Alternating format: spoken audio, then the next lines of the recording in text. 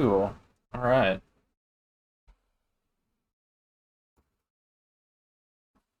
So, make some adjustments here and there, and we'll get started on doing some hand drawing practice this evening. I'm going to bring up the on-screen reference to have on screen with us. Right over here. That's the drawing app.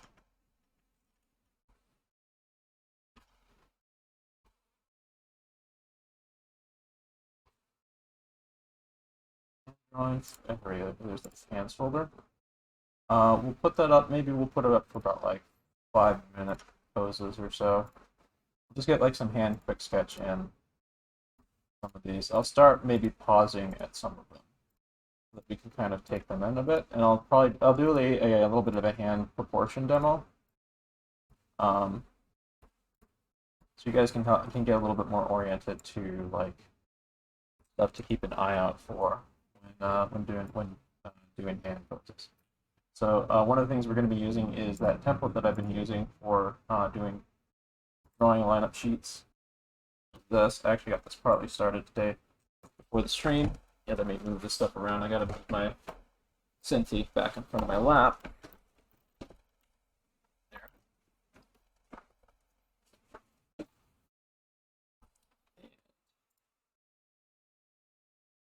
That set up. Move that off screen. So I'm gonna have the reference like physically on screen with me here for this session. Worked really nice last time. So I'm just drawing on the left side. I'm going to be drawing on the left side of my screen while the gesture drawing app is running on the right. So maybe we'll pause it here. We'll run a real quick demo down like the basic proportions of the hand to get some people here started. But while you're at it, maybe I'll just leave this plain. I would suggest like if you want to get warmed up, try copying the drawings that are on the right a little bit. Yeah, let's see. Anything else I should do? Going further. I should put on some music, shouldn't I? Sure, let's see here. Royalty-free synthwave.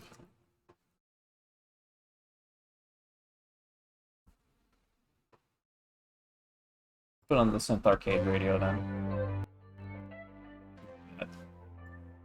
Let me know if the music competes with my voice. And thank you all 20 diligent art people who showed up today, in spite of Cyberpunk releasing today. But we'll get about 2 or 3 hours of practice in, and then I'm going to be playing some more Cyberpunk after stream. The way I want to play that game is I want to very closely pay attention to the art design that's in it, and we can talk little bits about some of the things that we notice when I play. Like from a concept artist perspective or an animator's perspective and stuff. It's be very fun to do. And I'm planning on playing that continually over like the next month or two. Because there's a lot to dig in with that game. And I'll be doing multiple runs in it and so on. I'm more excited about Clip Studio Paint's update than... I agree, I saw some of the features in it. It looks really exciting. Let me bring that on, actually. Let's see. Clip Studio Paint. Let's take a look and see if we can see the new updates that are going on with Clip. I'm actually going to be making it a priority to learn more about the ins and outs of Clip Studio in the near future, because I haven't really got too far into it, and I want to come up with some better workflows for myself. But that's what I use. I have Clip Studio EX that I bought a while ago, which is the more advanced version of it. But I do recommend this as an alternative to Photoshop, and you can usually find it on sale or something. But let's see here. New version of Clip Studio. New version Clip Studio.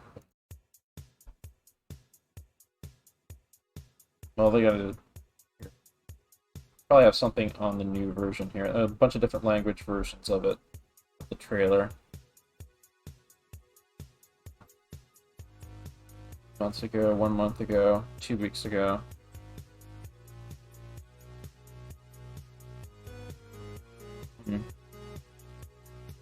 This is like subtitled, but I think they might be speaking in English.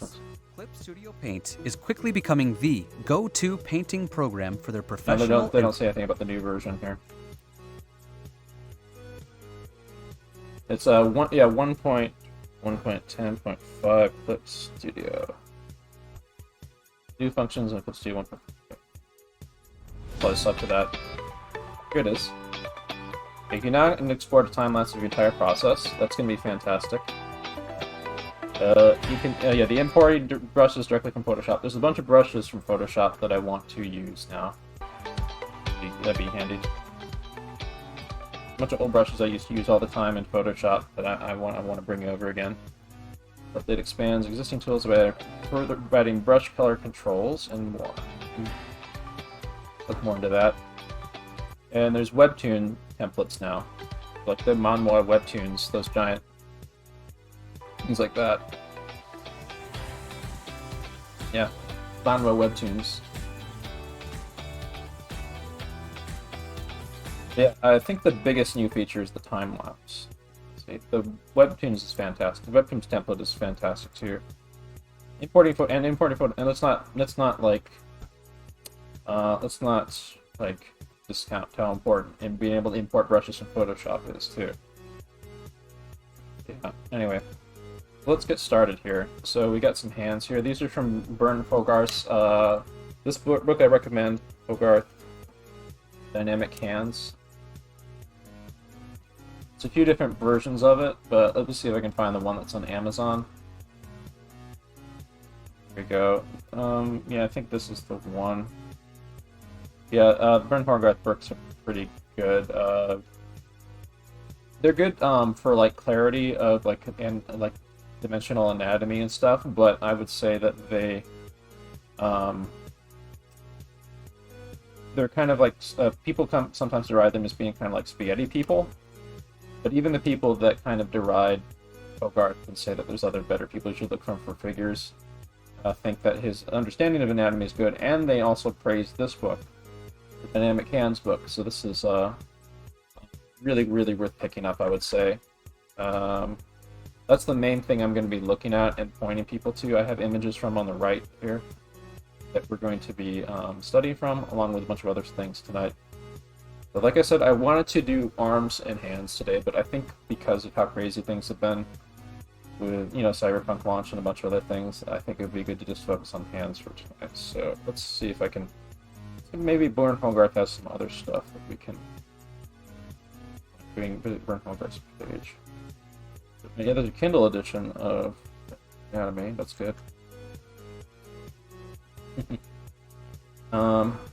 Yeah, his Draper and Wrinkles book is really good too. That's the other one that people recommend. Here's some of the older versions of the books that you can get. Worth picking up too. I of course have the physical copies and stuff, but in any case, so what we're going to be doing is we're going to be so your best model right now is your opposite hand. I want you, in addition to what we're going to be doing tonight with the copying poses and doing hand drills and things like that, I want you to use your own hand as reference in different poses and stuff. Get used to doing that. The other thing is that I'm assigning homework. This homework that I'm assigning this week for everyone here, I want everyone here to commit to drawing at least one page of hands a day. You can spend at least 15, I would say spend at least 15 minutes drawing hands. It can be little gestural, small, quick sketch hands that you do quickly, or like quick hand pose drills or things like that. Like I warmed up with some like really sketchy examples and stuff. You can do like a page of like cartoon hands one day. You can do a page of one hand study, one really well detailed anatomy rendering hand study or something on one page. You can do a section of a bunch of realistic hands. You do copies of cartoon hands from Disney films or anime. I want you all, everyone here, to commit to drawing one page of hands a day. And by page, I don't necessarily mean like one of these. Like, a page would be like this, and maybe like some more stuff in the margins here. Like, a reasonable, like, medium-sized sketchbook page of hands a day. Like an 8.5 by 11 page of hands, or slightly smaller. That would be fine.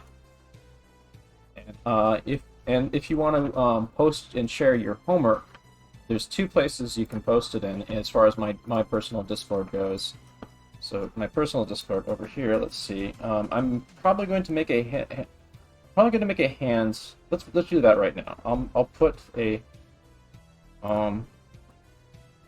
and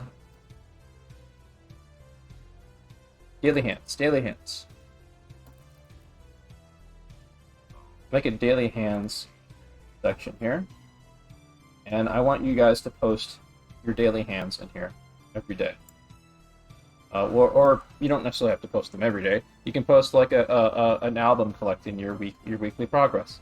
But for the homework next week in this class, I want you to have the stuff ready to go in there.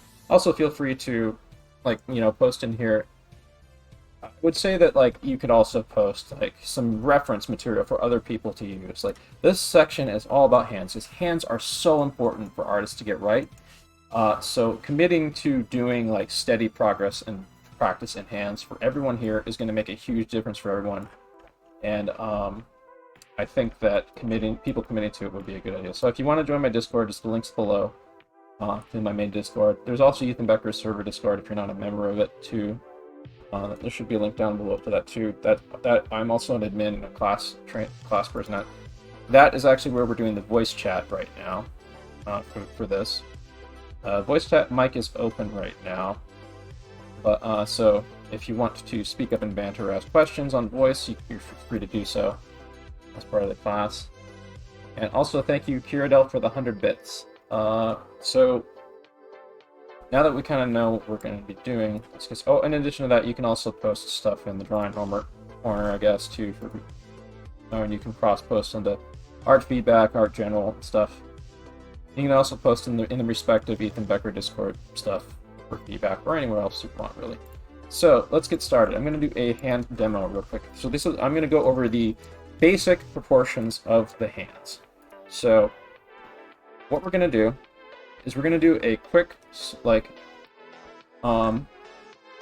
measurement-based study of like the general ratios of the hand. So I got like the top and the bottom of the page, dividing this line roughly about half and stuff, or so. So what we're looking at here is we're looking at the back of your hand. In my case, I'm left-handed, so my right hand is the one that I'm going to be drawing here. It might be left-handed for you. So use your own hand as a reference. Mind you, everyone's hand slightly varies from these basic proportions we're going to be doing.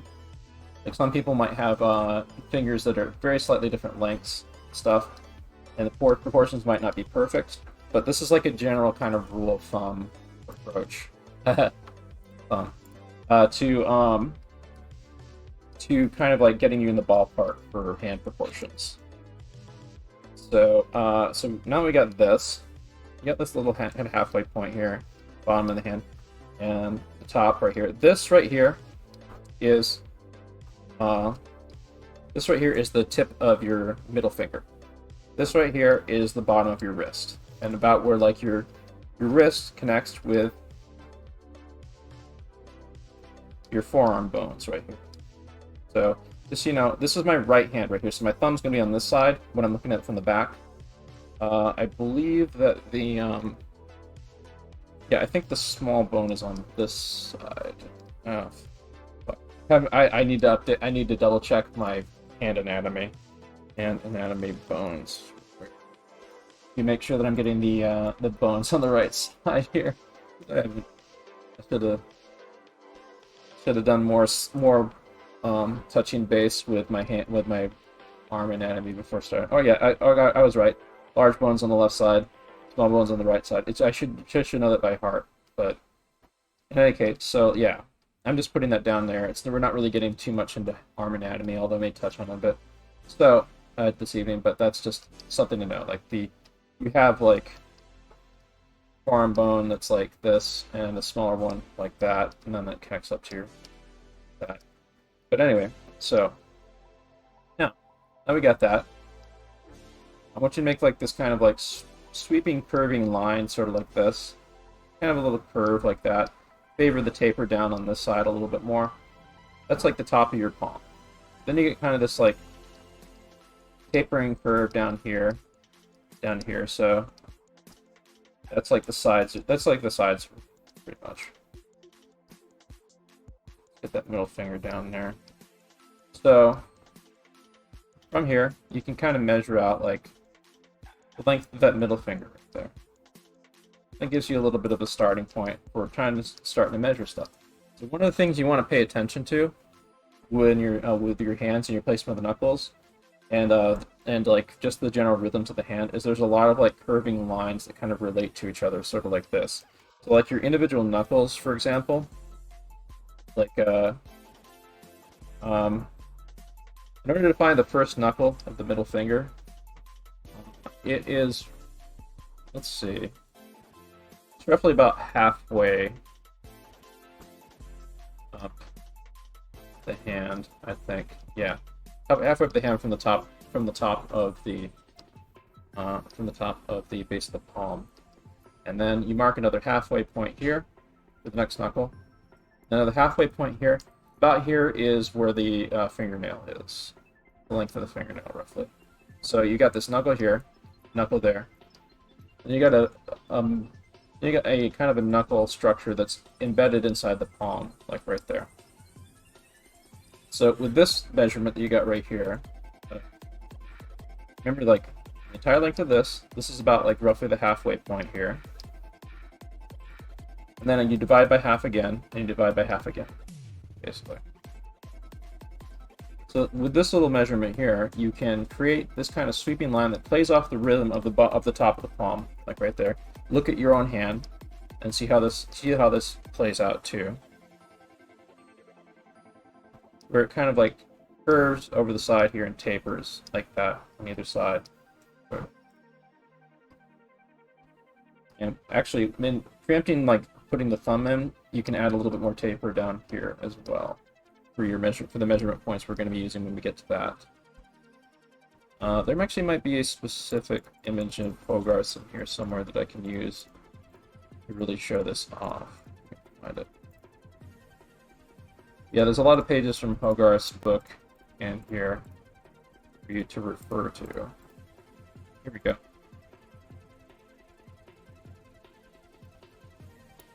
I would recommend reading the text of Hogarth's book, by the way, when you do pick up a copy of it.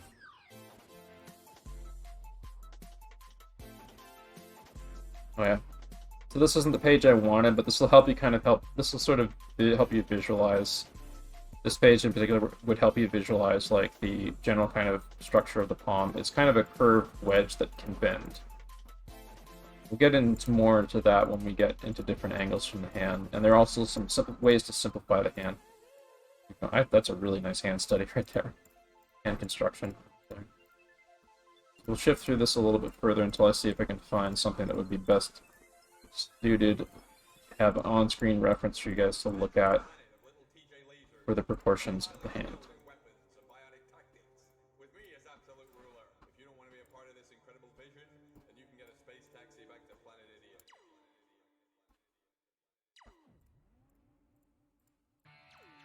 Click, click, click.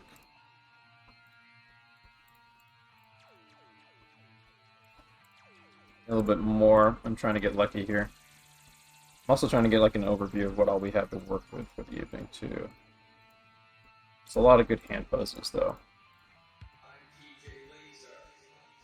I'll just try to look for like a good back of the palm thing that we can use to continue doing this demo.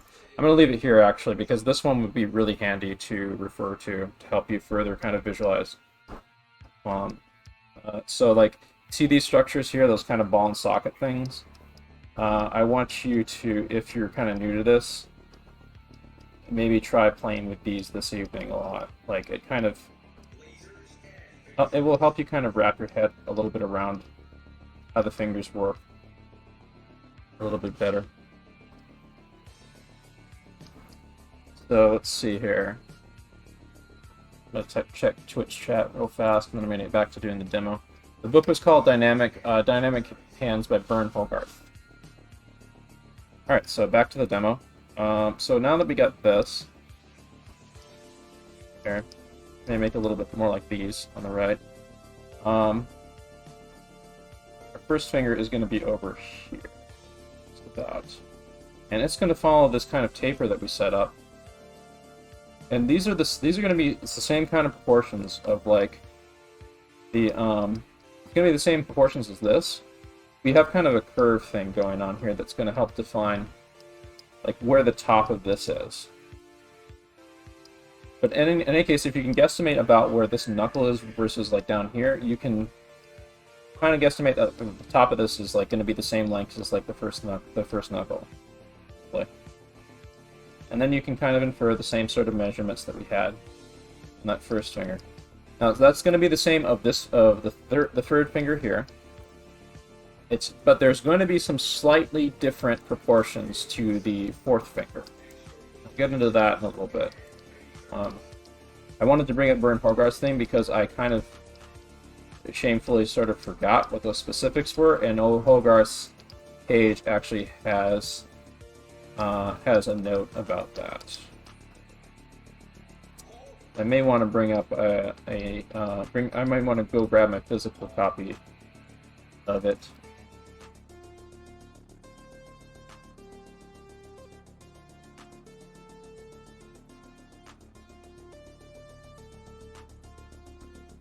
So let's see here. Alright, so I'm kind of like make a ball socket for the base of the thumb there for what I'm going to add there when I get to it. But we're going to do the third finger now. Same sort of thing.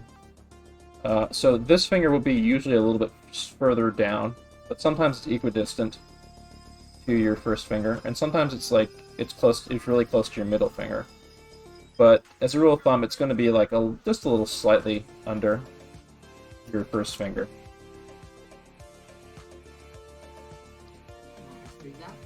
So it's connecting inside here to this particles inside the hand right there. Same sort of thing. We can kind of like go through the rest of this pretty quickly. Let's put the base of the fourth finger there when we get to it. I'm gonna rough in about where I think the finger is here, but I know. Oh, now I remember.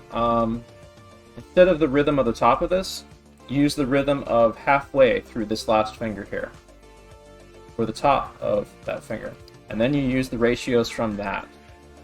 So about halfway. Or at least I think the top part of the finger. I'll have to double check that, but if you want to, you can. Yeah. So this more like kind of lines up with. Yeah, no, this still lines up with this. Okay. And then this just really gets pulled down a lot, basically.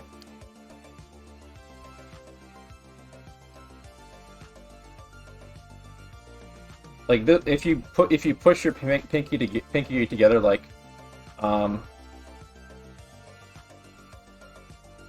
this and this, when you push them together,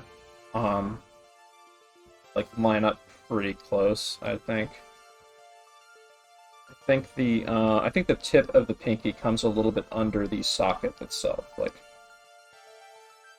So something more along the lines, at least on my hand, when I put my finger up next to it. Like here's the socket, here's the knuckle, and when I put my pinky next to it, it comes up to about here-ish. So maybe about there, I want to say. This is a rough guesstimate. Mind you, this hand drawing practice, these are hand drawing drills for me too. So this is like a refresher of stuff that I've studied and gotten rusty on. Hands are tough to do, and I have been shamefully not practicing them enough, and that's why I'm running this class, because I need to do this too, because I know how crucial getting hands right is. But we're going to be doing this is going to be something that we're going to be doing in addition to the other stuff we're doing at each week in our anatomy class. We'll be continually doing more hand check-ins stuff every week. So, alright, let's see here. So, now, make a measurement about like halfway the middle of the palm right there. That is roughly about, I believe, where the like if you were like pushing your thumb against your hand right here, that's about where the top of the first knuckle, the metacarpal of the thumb would be. So like there's like this area right here is going to have flesh covering it up, basically. specifically on a hand, it's going to be more like this. Yeah.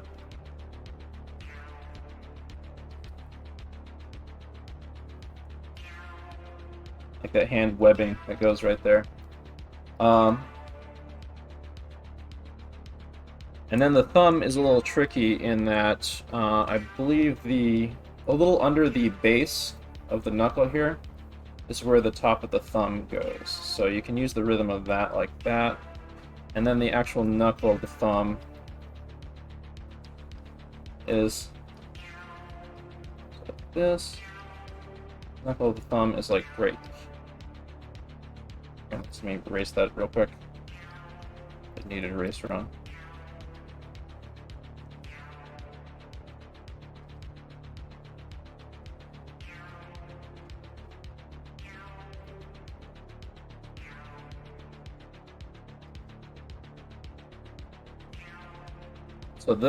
So the top of your thumb comes up to about.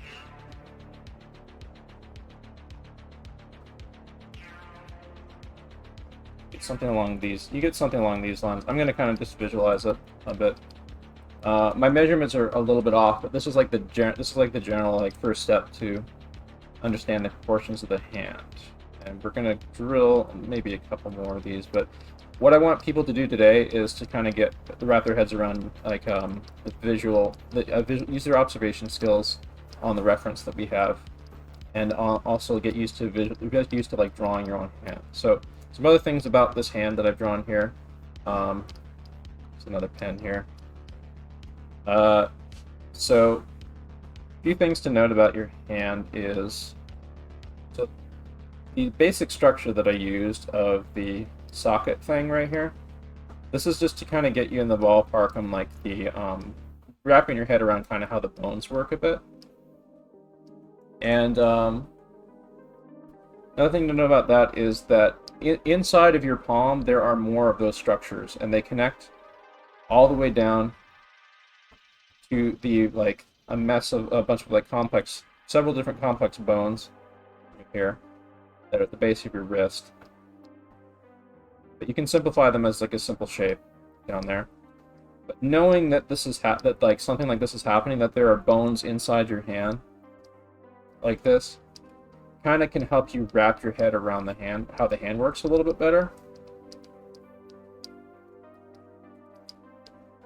Because then you have like something to kind of play off of, like this kind of base thing that you have, that you can kind of visualize the fingers coming off of and out of. Like that. Or like your gesture drawing or something. And something about like constructing these kind of helps a little bit, you know? I think the base of this is a little bit further up, actually. These are looking a little bit long. Same deal over here on the thumb. So if you notice, unlike the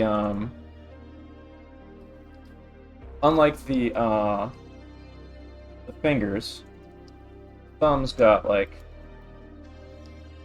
whereas the fingers have 1, 2 joints that are visible, the thumb only has one knuckle that's visible. Like this one is covered up by a web of flesh right here on the side of your hand, basically. And more on webs of flesh. If you space your fingers apart a little ways, and you can see this a little more. There's this kind of web of flesh that is more visible when you're looking at the palm side, but like there's like a divot between your knuckles about here, between each of your fingers or so, and a bit further down, following that rhythm of that rhythm that we established.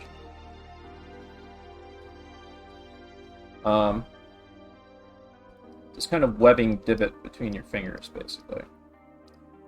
And also, you may notice like these fingers look really, really thin, but that's okay. You can like bulk them out on the sides because we're looking at it top down.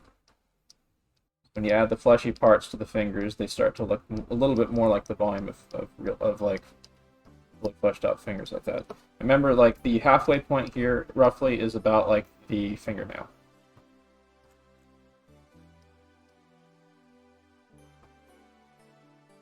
Knuckle here. But you can use this kind of structure where like there's like these kind of curves on the sides when you're looking at the fingers straight down to kind of create the fleshy bulges on the sides of the fingers. So there is a tremendous amount of nuance to the hand. So if you think you've wrapped your hand around how it works just from doing like orthographic drills like these, oh my god, there is so much more that the hands can do, and they will throw you off and kick your butt with. And that is why we need to do them constantly, because they are very difficult to wrap your head around. But the good news is that if you are doing them regularly, they are not only much easier to do, they're much more fun to do, and they add a tremendous amount of life and expressiveness to your drawing. And if you're doing them regularly, other things you are trying to study and draw, you will improve at. Because hands are really hard to wrap your head around. When you go from doing tons and tons of hands and trying to wrap your head around something this complicated, other parts of the body start to become quite a bit easier to draw. Like those torso drills we've been doing, even like the deltoid is going to be easy mode compared to some of the stuff we're going to be doing with some of the stuff we have to study with the hands to get good at them. But we are going to be going between this and we're going to be going between like this hand stuff as an auxiliary thing, and also occasionally a specialized thing, in conjunction with the anatomy drills that we've been doing for the last few weeks, and we will continue doing. We're going to be moving through the whole figure piece by piece, and eventually like kind of in totality stuff. So there you go. So some other thing, there you go, that's like your basic kind of proportions of the hand demonstration there. So some other things to note about the hands. You can see a little bit of some of this going on here. So the on the right, the palm can be kind of summarized as sort of a wedge shape that curves. Like if we're looking at it from like this angle, like this is the top of the hand right here. Use this kind of like curved trow sort of thing.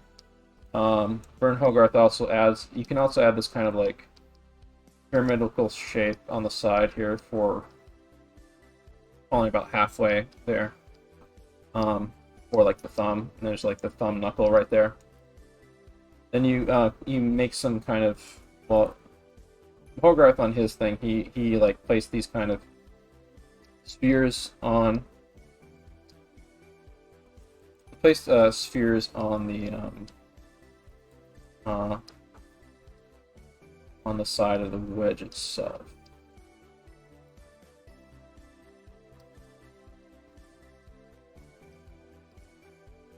But like this wedge right here, if you're pointing at your hand straight at you, it's gonna look something along these lines, like this kind of curve and stuff. And the thing is about this thing can change shape too. Like you can flatten it out more, so it's more like this kind of, or you can squeeze it. You can squeeze your palm together, so that like so there's like much more of a pronounced curve, and then there's like way more of a curve, especially if you also account for the thumb plane curling in and stuff. Like that might actually be with the thumbs out. This might actually be where the thumb's kind of doing this. Another thing to note is that the top of the palm is usually kind of bony and flat-ish. The bottom side is really fleshy. And the bottom side of the palm can be broken up into 3 components. So let's pretend like I'm going to flip my hand back the other way around here. Or let's pretend like I've got a camera on the other side of like the back of my hand for this drawing I did earlier.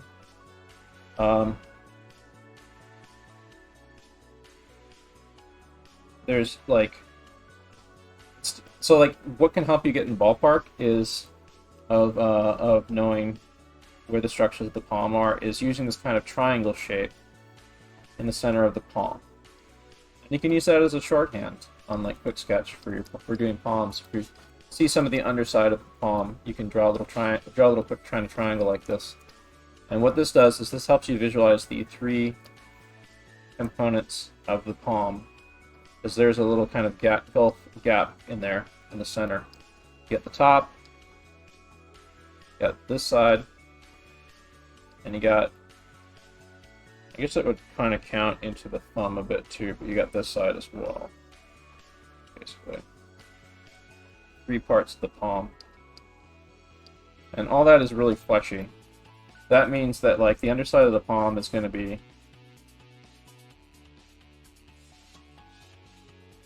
a fleshy mass that also kind of like can be stretched and compressed and squished kind of. So this is when it be more stretched. Your fingers are pointing straight at the camera like that. Palm stretched out, kind of. This is where like your fingers might be doing more like this, curled over.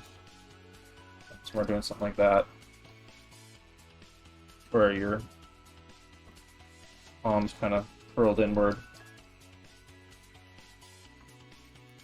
So keep that in mind regarding the palm. Oh wow, we got 52 people. I'm really happy with how many people are showing up, considering Cyberpunk is out today. I figured there would be more people who are art lazy about doing getting some hand drawing practice in, but I'm really happy at the turnout that we're having right now. So yeah, so moving along with this little demonstration here of like, you can do drills like this using this kind of ball and socket technique that you're seeing like Werner Hogarth do. I would say that if you have Werner Hogarth's book, start copying pages out of the book. I'm going to start getting more meticulous about doing my studies and copies, and I'm going to make sure that I read the text. Oh, another thing, if you want to get more of the hand drawing practice in with me, I usually have homework periods in my drawing corner. You can see the class schedule and click the Google Calendar thing in my Discord for more on that. I also will usually announce when I'm in the Discord to do homework stuff. When I am, I'll be hanging out in like usually the drawing corner or like homework corner or something like that if we're going to be doing that specifically. But what I'm going to be doing there is I'll have stuff like the actual books from Hogarth that I'll be referring to, and I'll be like copy pasting screenshots of, and I'll be reading stuff from it and I'll be doing like study hall stuff with y'all if about whatever subject I'm studying. Those homework periods are meant for me and for you to get homework done either on my class stuff or your personal work or whatever else you're doing. So if you want to get more in-depth study period stuff, you're going to of course in-depth study stuff together. That'd be great. Hands are tough to do, but they are so rewarding and so worthwhile to really learn well and to get in a good rhythm about regularly doing them. Like there's been periods when I've gotten really good rhythm with my hands, but then I kind of lost it. I'm kind of going to be getting back into it with all of you. We're also going to be trying to work through solving hand problems on like your personal drawings and other things like that. There's like the process of simplifying hands into cartoon hands is another tier of stuff to dig more into. Spacedad, I have a question. Yes. How do you approach the nails? How do I approach like, the what? The nails form. Nails, like the, I don't know, nails? Like the... Nails, fingernails. Yes, like the tip of the finger form. We'll get more into that, but what we're concentrating mainly on the simple forms of the hand. But I mean, like there are ways to handle it, but I need to kind of get more in tune with it. But like I said, like you can measure like the basic finger, like the basic point. Like here's what I showed up at the top there with a cleaner drawing. So you got the underside there with like the kind of the ball end of the knuckle there. About halfway through, looking at it from the top, like about the halfway point there, is the base of the fingernail. Like let's put like a fingernail like right in there, basically. A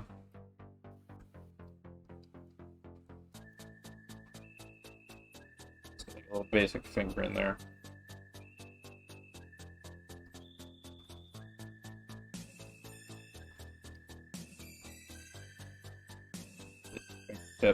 going on. Yeah, we'll be going through all this stuff together. Like, I need a good refresher on my hand anatomy, and that's why I'm teaching these classes, so that I have a chance to really practice. And God, that music is loud.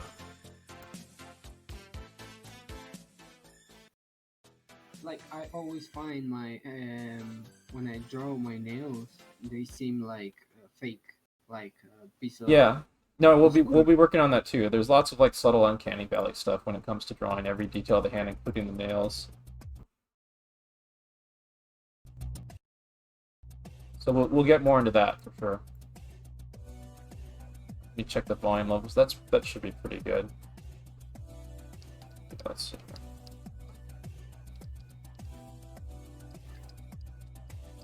Thank you. Yeah, we'll get more into that stuff. We're going to be taking it slow. We might actually spend like next week on hands too. Although I'm hoping to get more into arms next week. But we'll see. Like hands are worth focusing on a lot. They're that important to get right. So yeah, we got here. Let me just check some stuff here. Alright. So like once you have an idea of how the idea of how you're supposed to use the proportion guide is like you can use like sort of draw over rhythms and stuff on the forms in 3D space to sort of find your to like GPS track about where stuff is. Let's see here. I have to adjust some volume levels and some things real quick. Give me a second.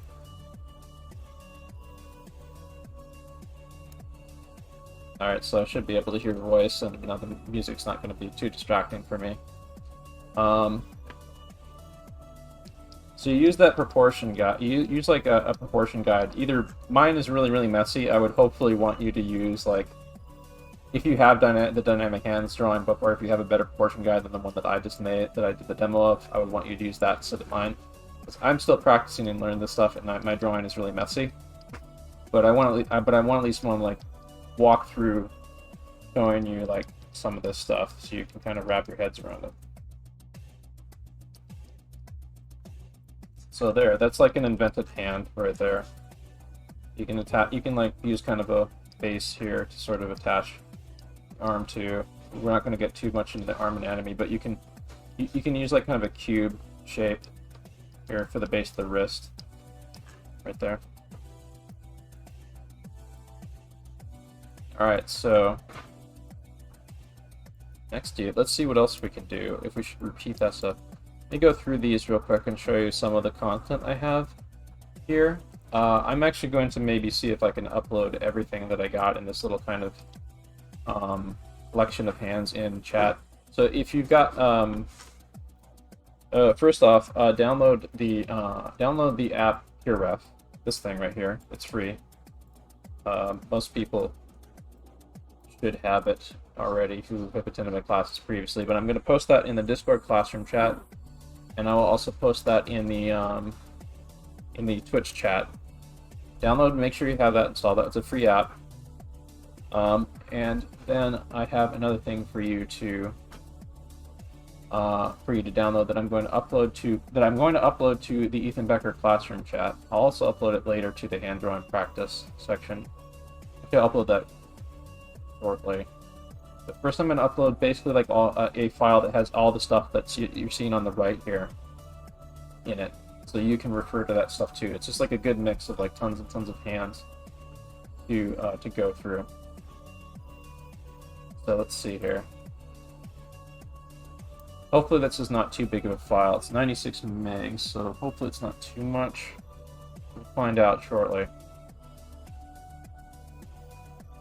If not, then I'll find an alternative way to send it. But if that's uploading to the Discord classroom chat right now. So anyway, I'm gonna go through these, and there's a lot of other like notation that you can use some of these things right here, right, to do specialized study that are in this file. This is a page of like hands from Robert Valley, who is a really cool character designer and animator. got like a really stylized approach to how he handles anatomy, and these are examples of how you can like exaggerate and abstract the hands into cartoon stuff once you have an understanding of, because Robert Bailey has a really in-depth understanding of anatomy. That's how I was able to do that stuff. So a good reference there. Oh yeah, here, right, this is the page I was looking for, although it's really low resolution. But if you rotate this, you can see basically a layout of the measurements of the hands, like halfway point right here to the thumb. You see like the measure points along the knuckles there. So on. And if you actually read the text in Bernhorbar's book, he talks about all the proportions. Here's some more cartoonified, stylized hands, but these are really, really nicely executed. And these are some more anime-ish manga artist hands, but these are very nice. There's a lot of stuff like this that has these simplified manga artist hands, emphasizing the fingers. These are hands from Milk Hall for Sword in the Stone. The range of the motion of the thumb. Yeah, I'm gonna grab some other thing here to show you some practice, and I'm thinking we will probably see if we can do some like maybe some 5-minute pose stuff and timed poses together. We get some hand drills in, but I want to hopefully, yeah, there we go. All right, so in the Discord chat, you should be able to download the 96 megabyte file of the hands pure ref file that I have that has all this stuff that you're looking at in here. Plenty of stuff to do. In addition to that, you have your own hand that you can use as reference, and also you should look online to see if you can find stuff. I want you to find like good, well-drawn like you can even use like draw like Mickey Mouse hands and stuff, like your basic cartoon hand. The Preston Blair hand is something like start with a ball. You can just simplify the whole top of the palm like this, like a. This would be for like a Mickey Mouse or like a Fleischer Brothers Cuphead type character or something like that. Your classic kind of cartoon 3-fingered glove hand, although this can be used for a 4-fingered hand too. And if you notice, a lot of like kind of Western animation cartoon hands tend to follow like the basic rules of something like this, like a basic shape. Sometimes it's a square. And then like a really simplified form for like the mass of the fingers, and then like a thumb. But there's different ways to approach the hand. Anime tends to approach them quite a bit differently. Certain types of productions, even in the West, use very different style versions of hands. Like here's let me show you how to draw an OKKO fist.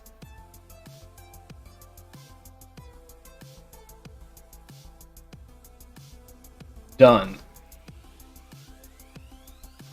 Yeah. I like that show because they deliberately made the characters very simple, and like there's a bunch of like stuff here where they like literally did like stylized cheats so that they could like concentrate on the action a little bit more. There's like there's sometimes stylistic choices that saves you headaches when you're drawing. And stuff in OKK was that. But I do want to direct your attention to Jeremy Polgar has a really great animated video on limited full animation, where he was working on OKKO at the time that he did it. So I do recommend watching this video. Hopefully I won't get copyright point for it, but I wanted to show you like his very stylized character here. He does draw a more realistic hand here, but like the basic model of this character is a very OKKO kind of character, so it has like bald hands stuff. But he does some amazing things with this character in the sequence here. See some of the cool poses that he does. He was an animator on OKKO. He's also an animator on a lot of other like anime productions and stuff. He's a really fucking rad animator, so check out his stuff. And thank you very much, and Tiro for the Twitch Prime sub. Thank you very much.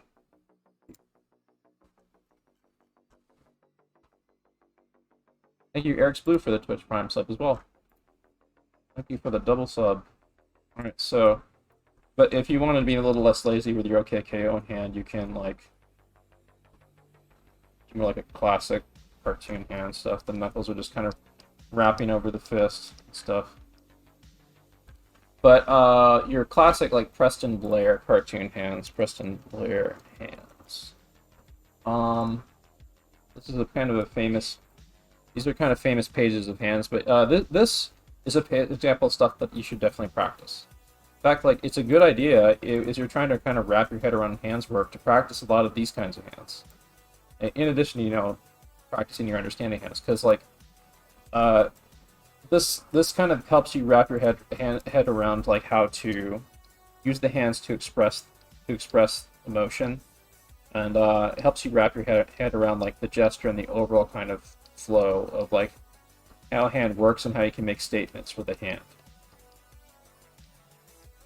And so it's a really good idea for you to do practicing this. If you notice, like, these are still based on, like, a lot of the things that, like, we've been doing in anatomy.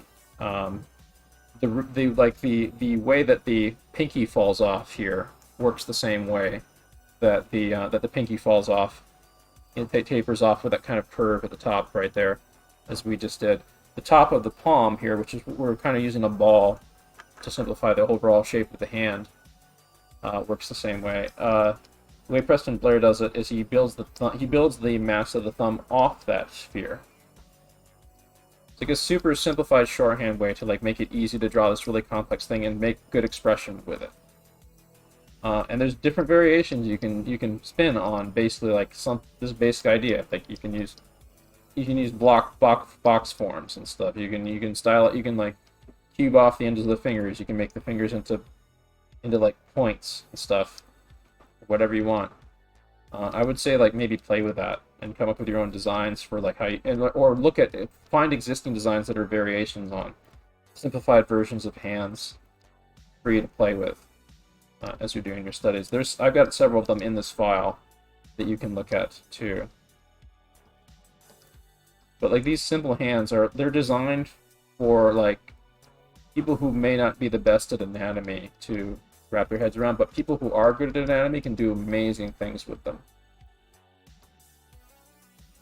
So these are, like, surprisingly versatile and these, like, cartoon hands like this are kind of, like, surprisingly versatile and entry-level friendly. But I just want to show you real quick, like, your basic cartoon hand still has, like, a lot of the rules of how the hand works in mind. It has, like, if you notice on these, like, he's using basically, like, the triangle wedge at the palm right there, for that open palm right there, and you can kind of see some of, like, the when the palm or the hand compresses and stuff and turns inward, you can see the line of the palm there, stuff. And also, like, the back of the hand, that little three-finger glove thing with those, like, 3 lines back there, that was, like, originally from jazz. Also, from jazz and, like, minstrel show gloves and stuff. The little 3-finger back of the hand glove motif in cartoon characters from the 30s and 40s. This actually kind of helps you sort of tell the direction of the hands, and they also sort of kind of imply the metacarpals, those finger bones that are happening underneath your hand a little bit.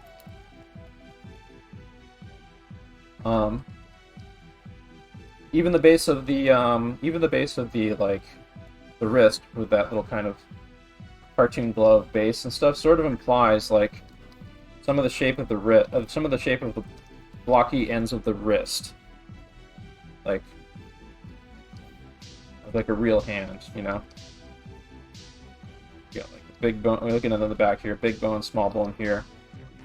And when we get more into, like, the wrist and the forearm anatomy and connect it up with the arm, then we'll be going more into that. But yeah, Preston Blair, I think I've included it in there. But yeah, you can find Preston Blair, like the Preston Blair hands page, but, you know, Google them and search for it. There's more than one page of his stuff Just be careful that you don't get like people that are doing studies of him, of how he draws hands, doing them. So we're gonna add some more realistic hands to this page, but let's see if I can find some good study fodder here for us. And I'll probably just like let us loose on some time pose stuff. But you should have enough to work with in that PureRef file I added to chat. I'm also going to upload it to my personal Discord here. I will put it in the Daily Hands section. Thank you. Yes, look, someone got a first post. Very nice. Now I would say refer to the Burn Hogarth book to make sure that you get right better what I might have gotten wrong in my demo. So upload the hands there. That'll just be like bacon in the background, and that should be in there for people who aren't in Ethan's Discord or have joined my Discord to refer to later. Zav, who's an amazing artist who's getting better all the time. They have done some very nice stylized anime hands there. Classroom chat. So yeah, feel free to post your stuff in classroom chat in Ethan's Discord, or you can post in my Discord in, let's see, there's a classroom chat here too, but let's say for the tonight, if you are you can either post in Ethan's chat or you can post in the Daily Hands section if you want to share on screen. It'll make things a little simpler. So let's get some good hand practice in. It's at 6:46 right now. We started a little late. So we'll probably go to like 8. We'll go to between 8:30 and 8:45. And we're just going to chill out and draw lots of hands today. I want you to take this at your own pace. I'm going to take things at my own pace too. So we're kind of easing into this. So there's not going to be any major pressure. Let's just kind of dip through. Well, we can dip into like a little bit of cartoon hands. I'm going to make little observations about stuff that I see happening in certain hands, and so on. And we'll kind of like just, kind of dip our toes into this stuff together. Hands shouldn't be scary. It should be something that we should be looking forward to. But it's something that we need to keep up regularly and not get lazy on. All of us. They are one of the biggest potential blind spots for artists that can get lazy at something that they lose really, really quickly. It's really easy to get sloppy with hands because they're just so complicated. And if you're not tapped into the rhythm of doing them regularly, it's really tough to wrap your head around them. Feet can be the same way too. So we are going to get some feet, but maybe not to this extent. Heads can be kind of that way too, but I've got a head drawing class on Monday for that.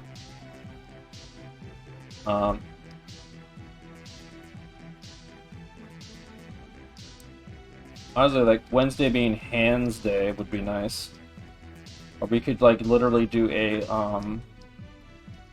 Hands Day warm-up for the warm-ups every week in this class section.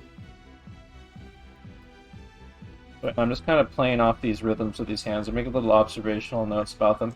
I'm not going for perfectionism here. I'm just trying to kind of like key myself into these Iron Giant hands a little bit, stuff, because I'm having faith that I'm going to be able to like digest this stuff over the next few weeks, And my hands that are going to be kind of stiff tonight are going to be exponentially much better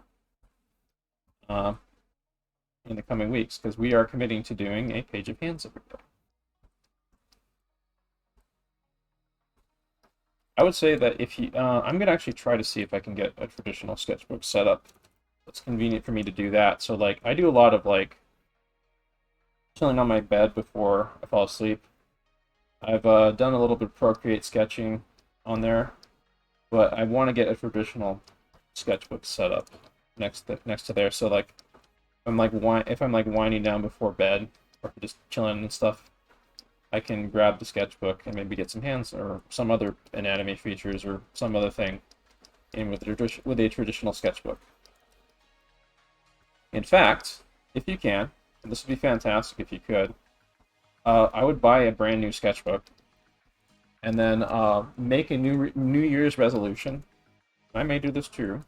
I think it would be a fan-fucking-tastic idea for me to do this as well. I believe I will. Buy a brand new sketchbook.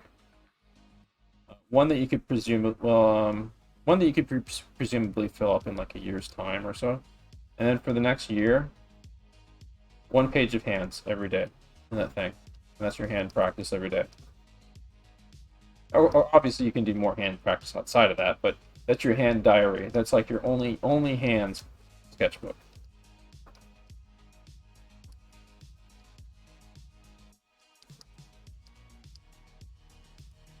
That is something that was recommended to me by by Steven Silver, who I've taken character design and life drawing classes from.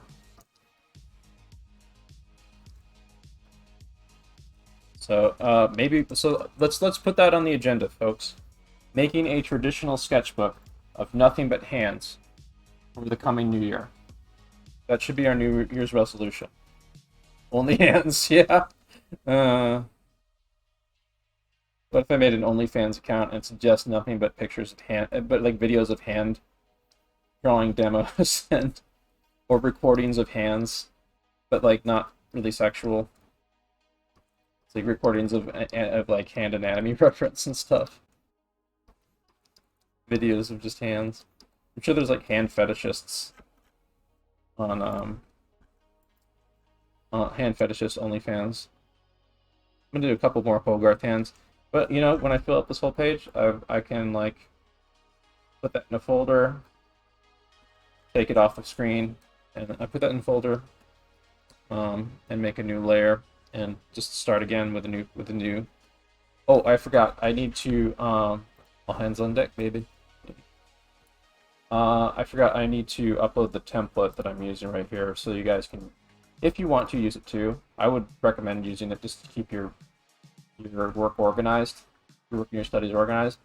You can also use the margins. I left space in the margins for you to either make notes, doodles, extra things and stuff. Another way that we often use these is we will is that you can usually like lower opacity on a bunch of photographs and put them like into a template that you do drawovers on. So we might actually do a little bit more. I want to do kind of like freehand studies right now and just be brave about this stuff. But here's the template in classroom chat. And you can use that with your hands in and stuff. You can make your own template if you like, or try to keep your hands organized. Like you don't necessarily need a gridded template like this, but like try to like organize your pages so you can track your progress better and you have more space. You have like a good partition of space to do your studies in. So let's see here. I had one that I was going to do that one. So I'm doing the one third down on the left there. See the back of the hand, so we see kind of like the curve of the palm a bit. Just straight right here. Then there's like this there's like the fleshy part of the palm down there. This hand basically works the same way that like the Mickey Mouse glove hand works, but it has more anatomy injected into it. It is a simplification of how the human hand works. And also, if you're looking at how like they handled the fingernails in a really simplified way. But a page like this might help somebody who's having a hard time wrapping their head around how fingernails work on the hand, how fingernails work on the hand. This would be a good page to pay attention to for how they handle these very stylized fingernails on the hands here.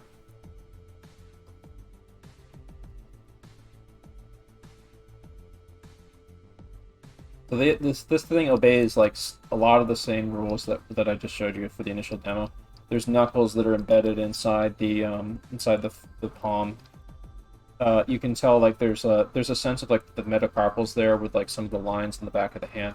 These are hands that are still kind of like based in the same kind of principles as the simplification of like a Mickey Mouse or Preston Blair hand, but they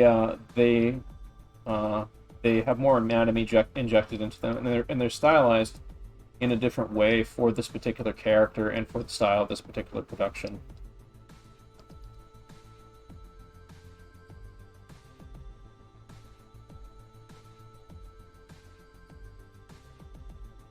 I think the style of the production was kind of a little bit of a retro throwback to, like, imagine if Walt Disney made a sci-fi film, basically, back in his heyday, kind of.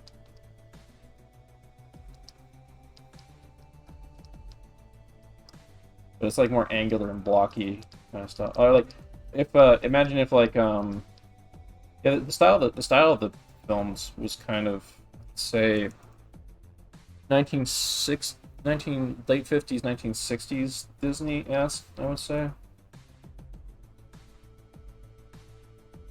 More like 101 Dalmatians looking stuff. Maybe like 1970s, maybe even like some 1970s rescuer stuff a little bit. In terms of how they handle humans.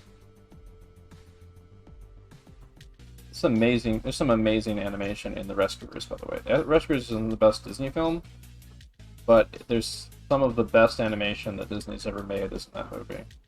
Especially human animation. And you can really start to appreciate it when you see the rough animation that was done for the film. Especially by Milt Hall. I remember. I think my favorite scene from like Rescuers when that girl was trying to pry something into the skull. Oh Like, yeah, just no, that- that's a like, great that whole, like, yeah, that's a great scene for cave. that's an amazing scene. It's a great scene for like weight study and stuff. For Penny.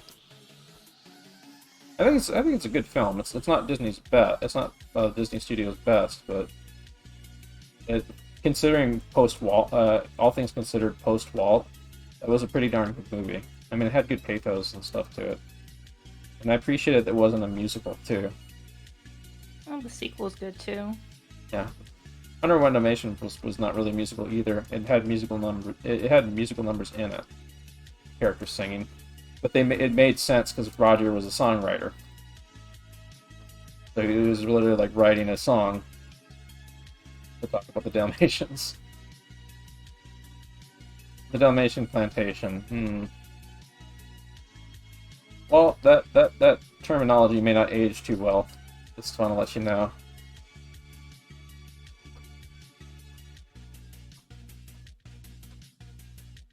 So, like, I'm doing these, I don't have as much confidence as, like, the artists that were making this model sheet. Like, I'm another thing I'm gonna be making a new resolution about is, like, you see all these sketchy lines that I'm doing right here. This is a habit I've been continually trying to kind of break throughout the year. One of my New Year's resolution habits, as I'm going to be trying to push myself to make much cleaner lines and much more confident decisions, would be less wishy-washy and fearful drawing. But that is a habit that I have to consciously break.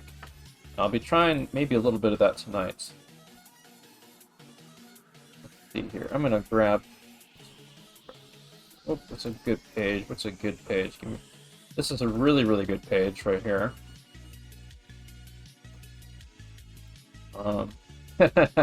That's a really good page. Yeah. Check that out.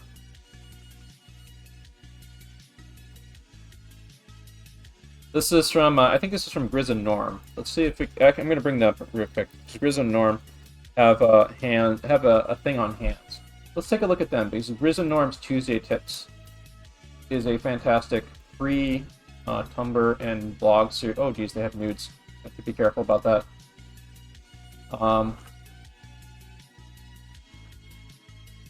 See if I can find their stuff on hands. They have several things on hands. So hopefully I can. Let me scroll down here to make sure there's no nudes. The nudes are much further down, and there's no nipples on the one that I'm looking at. You know that is bare body. Okay, so Grizz and Norm.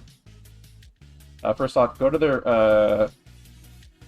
Tumblr, grizzandnorm.tumblr.com. I'll link that. And Twitch, so you can follow it.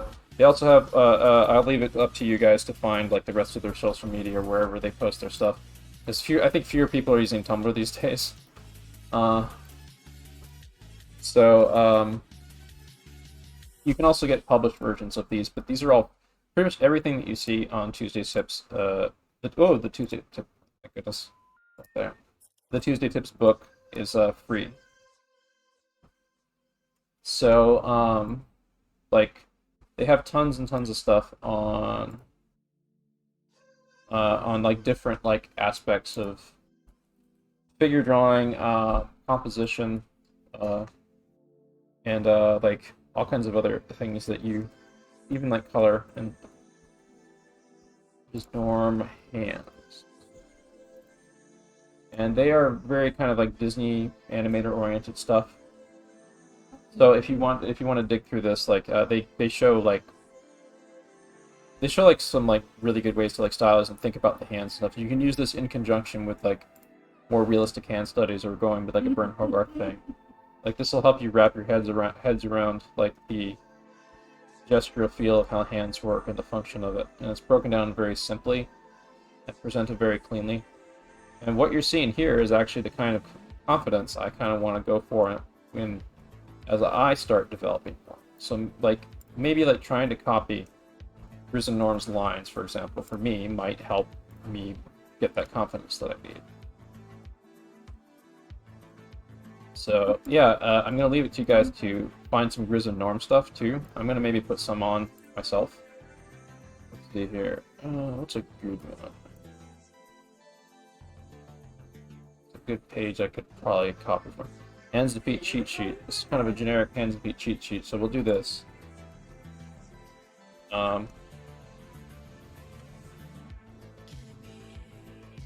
7 o'clock. We got about an hour and a half more of productive hand drawing practice. So let's see here.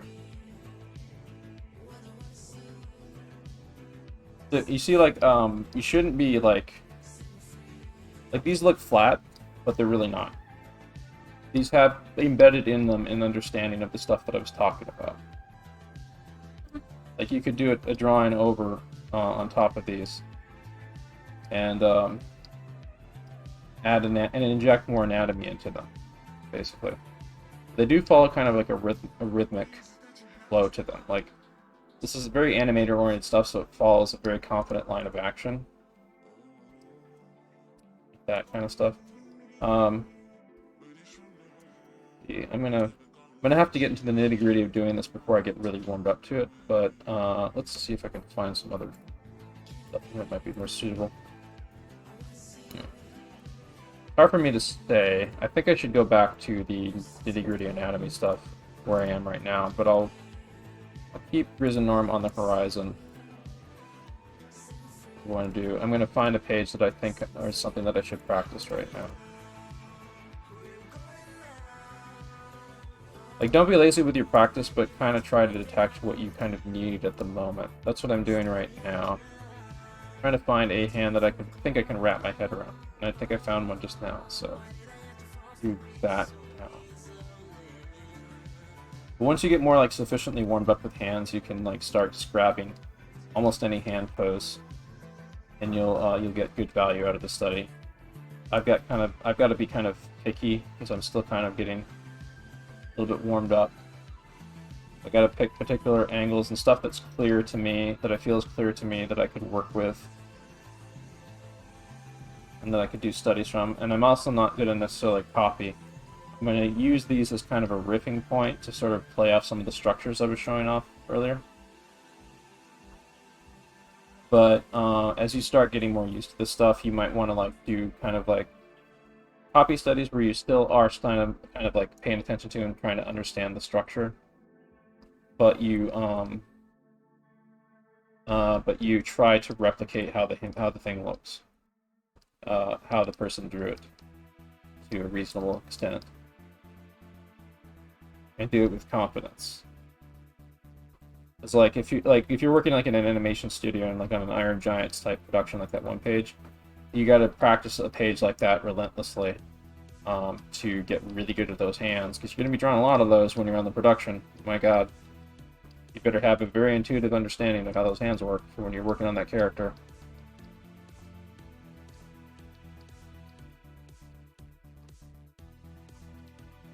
Either as an assistant or whatever else. Hands for animation assistants are a big bottleneck, for sure.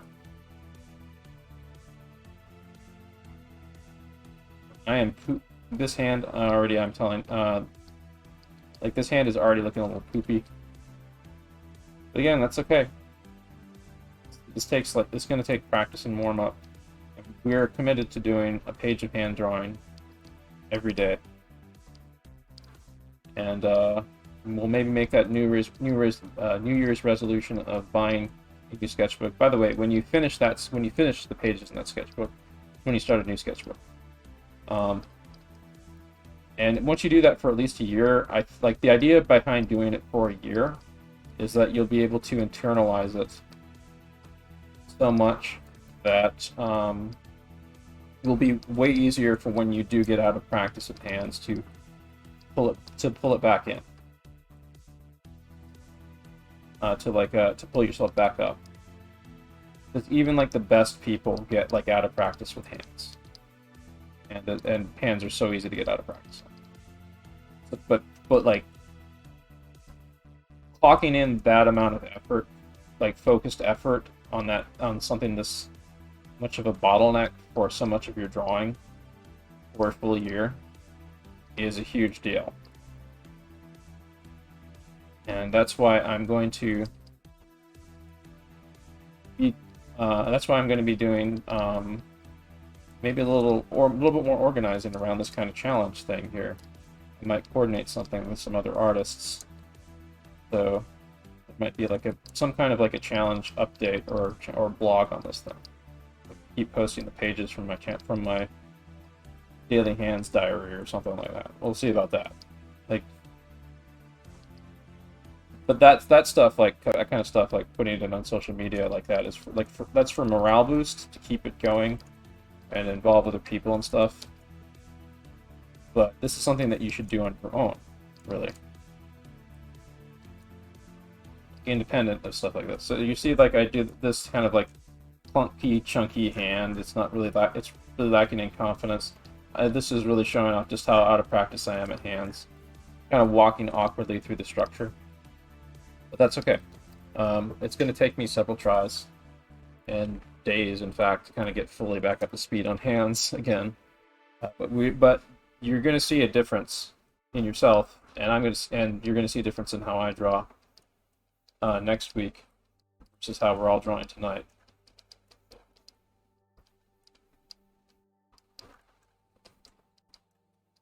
And it's okay to make mistakes with hands. They are hard. They are hard. They will trick you and deceive you in weird shit that they will do. The only way to really get good at them is to just take them head on. You want to grab the hands by the hands, dig into them as far as you can.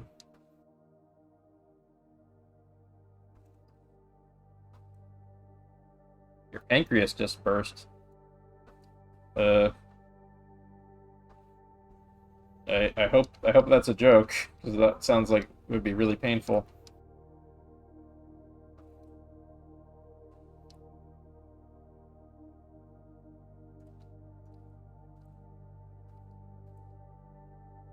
Your pancreas. Oh, I misread. I see you're doing a hands-on. Yeah. Okay. Okay. If you're not taking away from drawing in chat, feel free to post hand puns. Oh, the other thing I want to say, we are drawing hands tonight, but that doesn't mean you should draw from your hand. You should be drawing from your shoulder, or at the very least from your elbow. Don't use your wrist or your hand to draw. Avoid doing that, because you have less range of articulation using that. Oh, yeah, I just remembered the Drawbox site.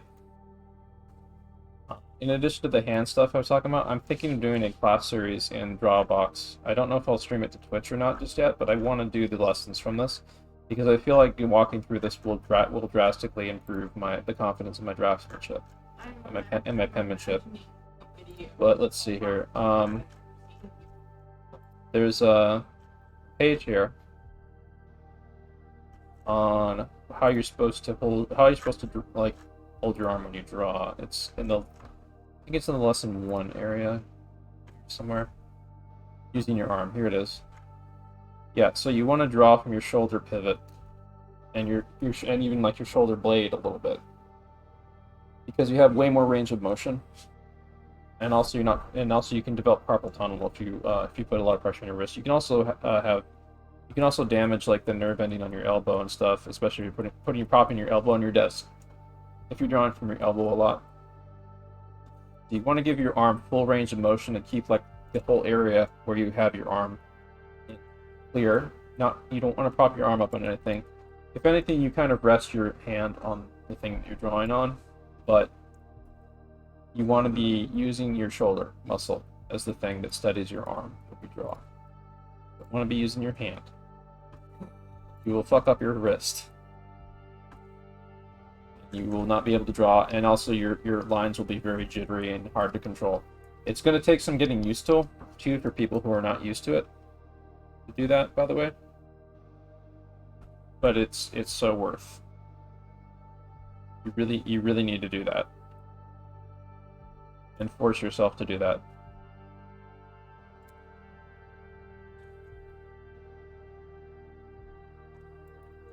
It would help if you can get into... Yeah, it does feel like starting over. It's because you're not used to that. You have to learn how to... You have to do the... I would suggest doing the line drills that they recommend on the site, on the Drawbox site. But that's why I want to... I'm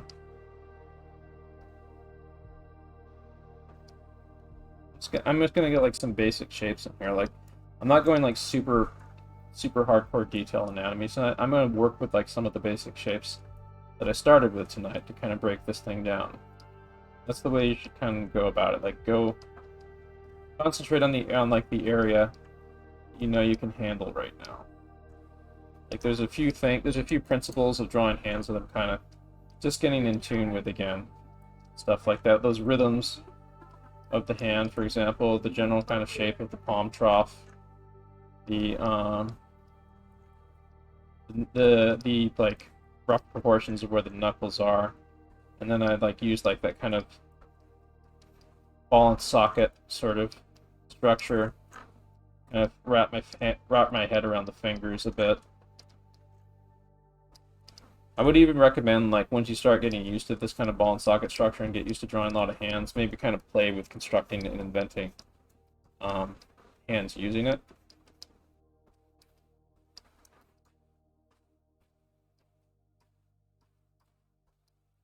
Because if you start thinking, especially if you're thinking of like in terms of the internal structures here, if you start thinking of the hand as like a bunch of tinker toys, a bunch of bony tinker toys that are covered with like fleshy mass, it becomes a lot more fun to kind of play with them.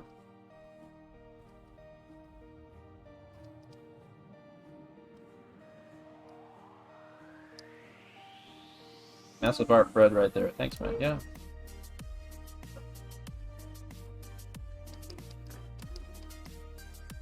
Excuse me. Alright, so if you notice about these though, like this one hand I'm doing a study of here, a lower opacity on this.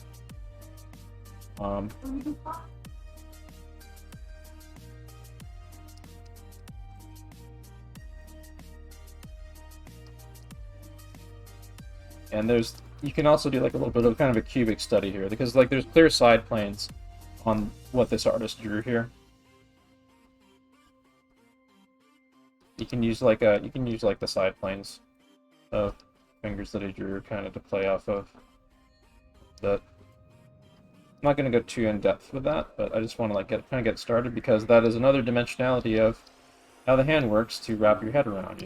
It's like the fingers have side planes to them. This isn't just about like the ball and socket top plane. Excuse me.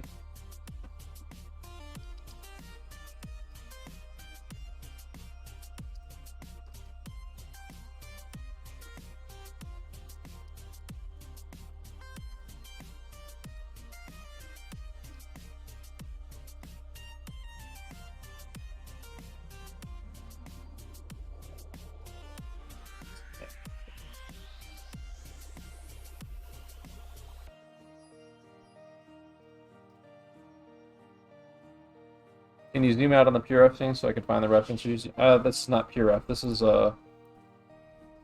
This is gesture drawing. But I mean, like, just go through it. Just find. I want you to find stuff that you respond well to. I could bring up the PureRef file actually right now. Let's see here. Load.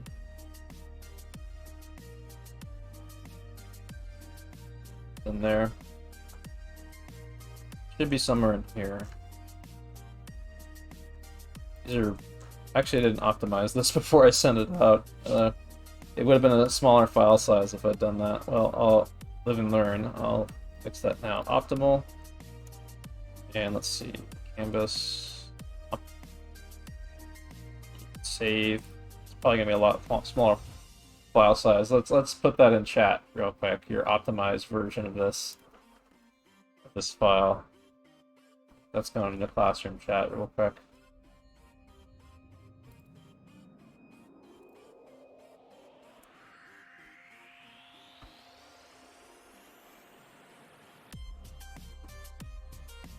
No, it's about the same. But I mean, at least it's better organized now for y'all.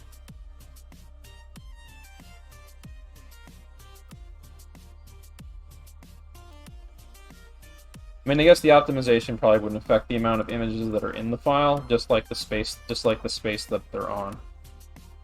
Let's see here, where did I put? Okay.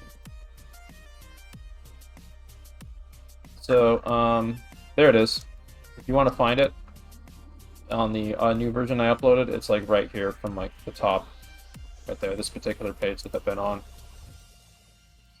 Stay on it a little bit longer, so I can play with it some more. Some of the bony anatomy, the metacarpals, it's kind of creating the knuckle effect inside that hand a little bit. And you can see, like, remember that the stuff I was talking about, the wedge right there, or at least the webbing. More of it's like there's this kind of like this ski slope going down from your hand right here. So when you look on the underside of your palm, less of your hand there appears visible. When you look on the back side, you can see more of the gap between the fingers almost. It's kind of like a weird little optical illusion thing going on.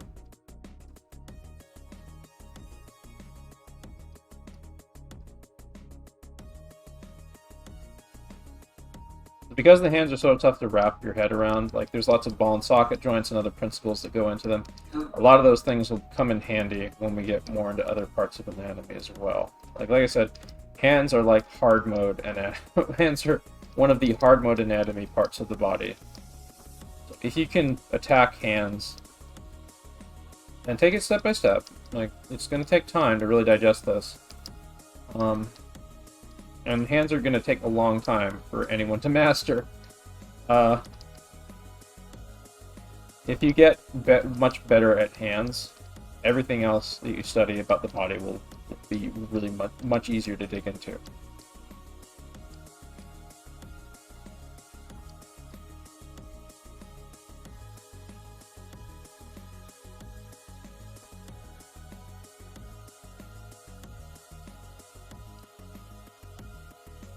So it sort of implied that the thumb is kind of curling into the palm there a bit. It was like kind of hard for me to tell what's going on there exactly, but like the prof of it is over there or something. My observation skills aren't the greatest yet. That's what we're here for. So I'll let you know in a secret, these classes that I teach, this is basically like self-taught classes for me that I'm narcissistically broadcasting to Twitch because I have a hard time keeping regular practicing on my own, keeping the morale boost going, a regular practice. But the other thing is that your pre-ref won't optimize. Yeah. Thanks for sharing yourself. Yeah, you want to be, I said early on when I started doing these classes, you want to be altruistically selfish. Or selfishly altruistic, however you want to put it. Where you do stuff that is going to benefit you, that helps other people, because guess what? We are social animals, and we are also animals that are wired with mirror neurons. When we see other people do something, we two things. We are social animals that are wired to communicate to others and make connections to others, communicate ideas to others that learn from us. So we are wired to get dopamine hits of encouragement and stuff when we teach things to other people. And that makes it so we learn stuff more. And also, we have mirror neurons where when we see somebody doing something, and we are more apt to imitate it and learn from it and stuff. And a lot of animals have those too. Like you can get your cat or your dog to like sit at laptops like you and stuff, and or to imitate your behavior. But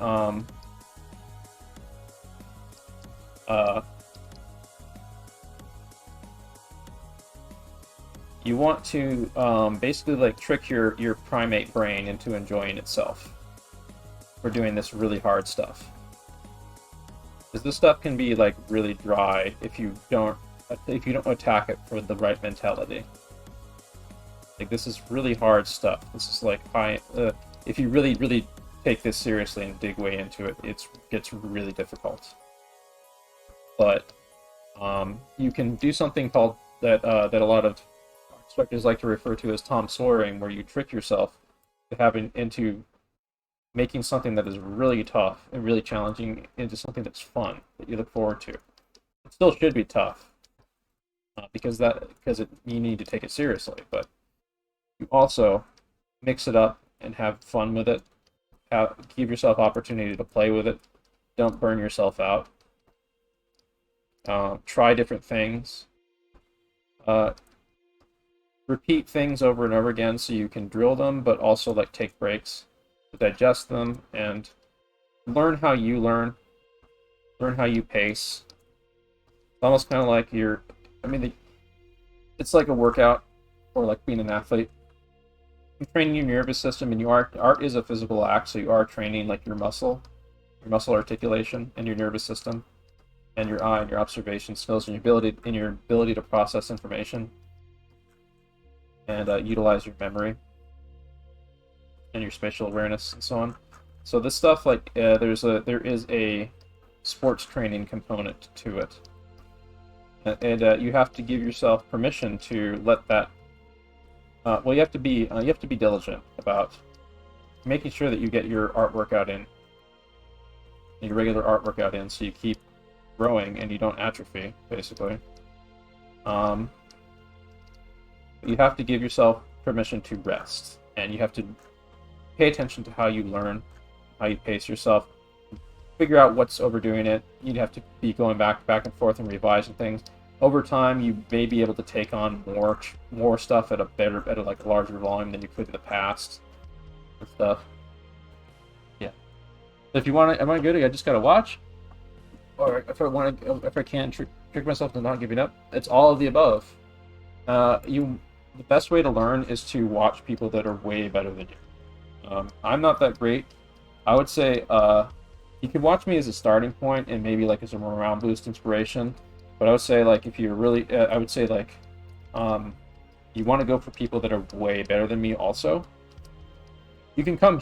I would say like treat this like a study hall, and I'll try to dispense information. I'm trying to become a better artist over time, and like there is stuff that I can dispense knowledge of that I probably know better than a lot of the people here, and stuff that I'm going to be studying and learning I will be teaching. But I would say that what I'm doing here, you should also try to do with other people you know. Try to teach other people stuff you're learning from art and animation books or whatever, or art and animation tutorials, or classes that you're taking and stuff. Try to maybe go over the stuff that you're doing here. I would say like form groups with your friends that are very serious about getting good at art, and basically do what I'm doing here. Or start up your own channel where you do basically this. To a group of people like this or something, or do it or Discord. I I'm going to encourage people in my personal Discord. You can, and actually you can do it in the Ethan Becker Discord too, to do time post study sessions or like anatomy or perspective or composition or character design study sessions and stuff. I do regular stuff like that in my Discord, and I have homework and study periods for it. Like Sunday, we study Blender, because we're trying to learn that software tool right now, but we also do like character design stuff together. We do like animation homework. I've been putting off doing the animation homework that I've got due for next Saturday. I'm going to make sure that I get a good amount of my animation homework in tomorrow. I wanted to get some of it today, but what I was doing the last couple days was these two guys right here that I was working on. These are a couple character designs that I want to animate. Right here, that I did for like the promo for the Cyberpunk gameplay stuff that I'm going to be doing. Some of which I'm going to be continuing with after stream. But I want to animate both those guys because I got some reference that I'm going to be using. Live action reference footage that I'm going to be making some poses out of, and there's another animation test that I'm going to be doing for this weekend that I haven't gotten started on. Very shameful, very shameful. The instructor is behind on the homework. I've been doing tons of other stuff. Haven't been lazy, but I do need to dig into my animation. Like I'll be plenty good. I'm gonna spend like most of tomorrow animating and most of Friday animating, and I should be in a good spot for Saturday class by then.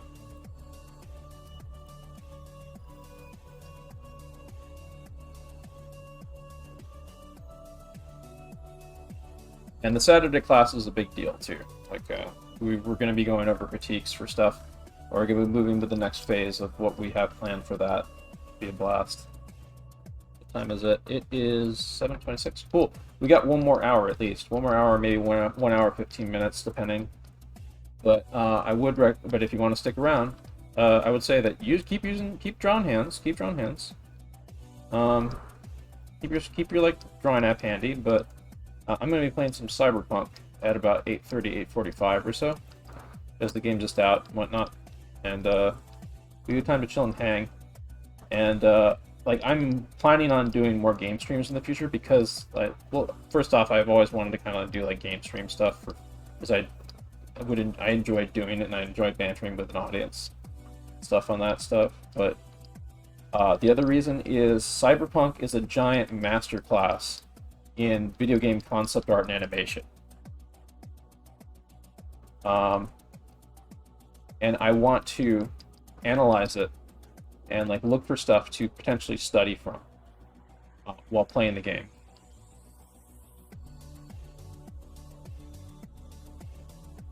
Be it like animation, like even like first-person animation of like V's hands and stuff, or some of the performance captures stuff that they like cleaned up and modified, and so on for like for some of the key story moments in the game or whatever else. Art design things or character design, silhouettes, another thing, and environment designs and storytelling cues in design embedded in designs. All kinds of stuff like that. Like there's a way. They put so much work into that game, it is worth like doing a deep dive into the art of it. So I'd love to invite all of you to, for the next month or two, I'm going to be playing a little bit almost every time after stream, after my art streams usually, or before sometimes. I'll be taking trips to Night City to try to learn from like what the developers have built for that game, and we'll also be taking a look at concept art stuff that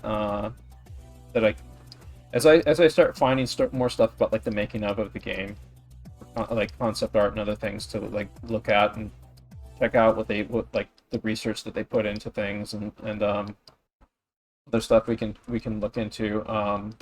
Also be going over that stuff on streams So that should be a big blast. And you know, you never know. We might find somebody through our Discord community or connections who works at CD Projekt Red. Who might. I'd freaking love to have like someone like that on as a guest if we ever ran across somebody like that. Through like the connections for professionals, industry professionals that we have on like the Ethan Becker Discord, for example. So look forward to that. We're going to basically like be using Cyberpunk 2077 as game art study fodder and concept art game animation fodder. Spacedad, Yes. can I ask you something? Do you have interest in environmental concept design? I do, and I'm going to be trying to get into that in conjunction with Cyberpunk. That's the other thing. There's lots of stuff that I put off, like really kind of drawing. So I'm a character animator, and I mainly concentrate on that. But I want to do like more stuff like comics, and I want to like place my characters in scenes, and I want to like do more storyboarding, short film work type stuff. So that by necessity, that means I'm going to have to start digging more into environment design and composition of those environments and storytelling of those environments, and like just like, you know, drawing them. So yes, I'm going to be doing stuff like that. Vehicles, weapons, other things I'm going to be like in conjunction with the stuff I'm going to be doing with Cyberpunk. I'm planning on doing like lots of studies and research for other things. Like, this is what I'm talking about with Tom Sawyering. Like, for example, I haven't drawn like guns in forever, so I had to kind of bullshit my way through doing that one. And that like that exposed a weakness to me. Like, I should do more research, and this would be an excuse. Like when I do future drawings of like Spacedad or other characters in Cyberpunk for fan art fun, that'd be more of an opportunity to do more research into drawing how to draw guns. And the same kind of thing. I'll be using like I'll be Tom Sawyering the fan art that I do to like I have something fun to look forward to for like a making a fun drawing and stuff that I can use as a tool to kind of benchmark myself and try drawing things, doing research to draw things that I'm not used to. I believe there is a whole... Sorry. No, go ahead. I was saying, I do know people who use like 3D models for like guns Yes. and bring Oh, that yes, into yes. Clip Studio Paint as like Blender. This last Friday, last Sunday, we went over actually how to use like Blender Grease Pencil to draw floor plans on flat surfaces, and then like you can rough in like a an environment from that. Like Blender is a fantastic tool for like figuring out like sets and environments. Like that's something that's going to help me bridge the gap for drawing environments too. Like getting really sloppy with this hat. I'm just gonna embarrassingly move on from that one because I was kind of monologuing without paying attention to the structure on that one. Yeah. Hands are hard, in case you haven't noticed. Yes. Yeah. There's a lot of like 3D forms around. I was going to say that there are a whole couple of sessions regarding cars and objects in the Draw a Box course. Yes, that's the other reason why I want to do Draw a Box and maybe make it a class series. If I do that, I want to make it part of like my 2020 class lineup, or I might do it outside of. I might do like a Discord only meetup for Draw a Box or something. That just happens in my personal Discord, because I'm kind of doing that now, and that makes things a little bit more flexible. That means like when I'm working on a subject that I kind of need more me time or concentration to work on, I don't have like the added stressor of like drawing on camera hovering over me. There are times because like that can detract from your studies sometimes. I'm okay with doing the hands tonight, even though I'm like really bad at them right now, because this is just like because I know I'm going to be doing a lot more of these, and we will be able to track the difference in how I progress from today in the coming weeks. But like, one of the things I've done a lot of like discovery over the last year from doing these classes of how I pace out my learning, and I've discovered just how, like, I need to have a mix of like off-stream learning, and I can't. Not everything I do can be on like a live stream or in front of other people. There's times I need to have like me time when I'm not streaming, where I can concentrate and think and go through tutorial, like do stuff at my own pace, and so on. And so I'm kind of still learning that range of what I can do and what helps me and what hurts me. But yeah, the Drawbox thing will definitely be on the horizon. Definitely, at least for an offline class, if not an online one. But I will maybe use that as a starting point, because I think that I'm going to at least try doing some of the exercises from it. Maybe do them in Discord chat and stuff. But I think if it's worth doing a class series with it, then where it's basically a collective study group where we go through the materials of Drawbox together. Then it's worth doing on Twitch, then I'll do that. But I definitely think that you're absolutely right. Doing that would definitely help me with just like, it would help me with like so much stuff. Like it would help me with my confidence in my draftsmanship, my sense of 3D form, and perspective and stuff. Definitely. I mean, it's an art fundamentals thing, and even though I am really experienced, like I'm someone who, I need to be honest with myself. Like I was sick for a whole year in 2019, and I was in really bad shape, and I was not really that well off in on maintaining my draftsmanship skills even before then. But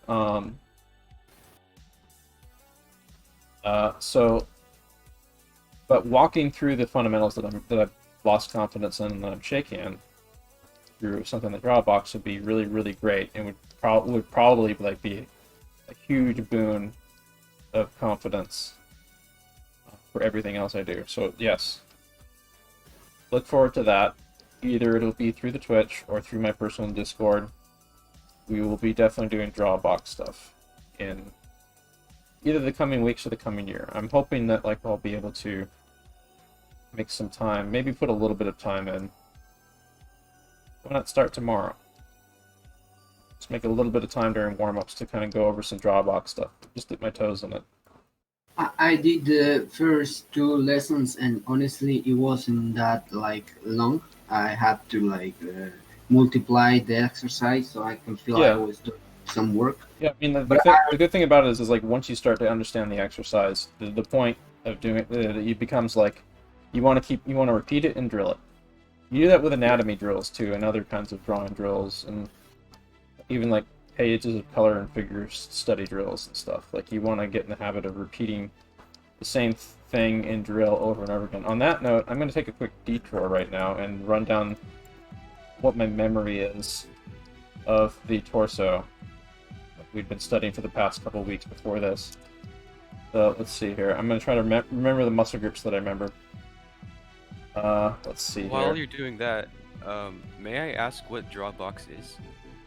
It's a site for like free tutorials on art fundamentals. It's an entire like lesson plan and system to like get people to become reasonably competent draftsmen.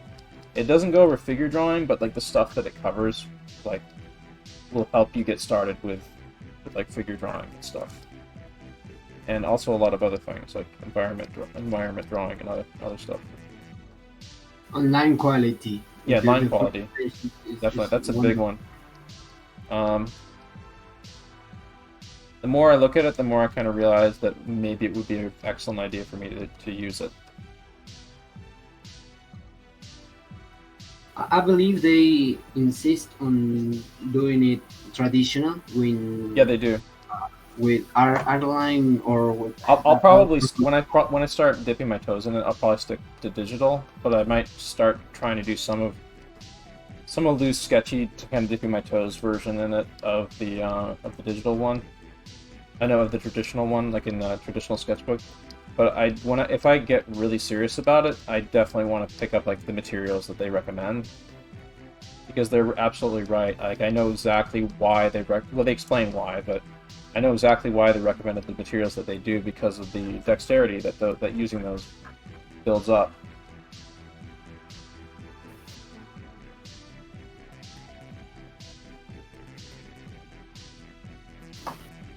Yeah, I don't know if you already joined, but there is a Discord, yes.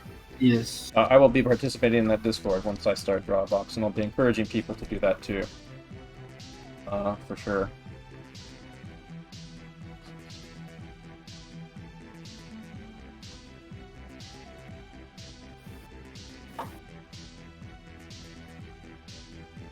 Oh, there was another thing. We're also going to be using it again too. There was a chart that Costa gave us today. Costa's our admin from the Ethan Becker Discord. Let's see here. Here it is. So I'll upload this into chat. Use this. Memorize this, folks, if you're getting started into figure drawing. Memorize this proportional sheet. This is like a get you in the ballpark measurement guide. If you want to drill over and over again. Aside from like the hand practice we're doing today, I want you to maybe drill this on the side too. I'm gonna maybe see how I can fit that in. I'm gonna see if I can fit that in possibly Friday. I gotta figure out. I gotta strategize about how I'm gonna emphasize memorizing this for people. But this is a very, very important kind of GPS system for the proportions of the body. Maybe print that out and have it near you, and just like take a little bite off it every day or something. I've got a printer. Maybe I should do that. Make it your desktop background.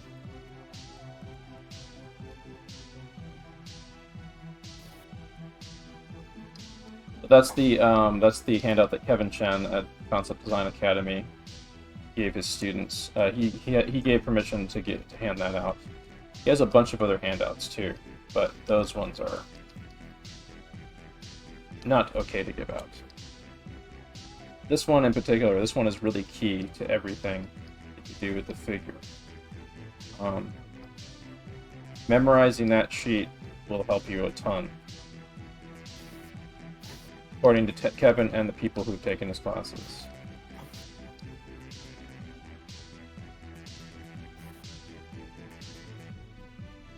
At the very least, like, it means like if you've really drilled that sheet, then you'll be on like a good page of starting point if you ever take his class in the future.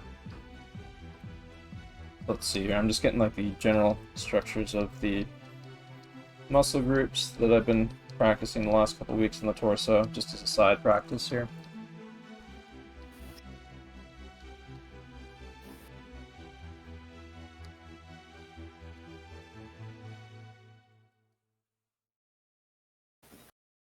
I might mix in a couple more refresher drills tomorrow of torso anatomy too while I'm at it.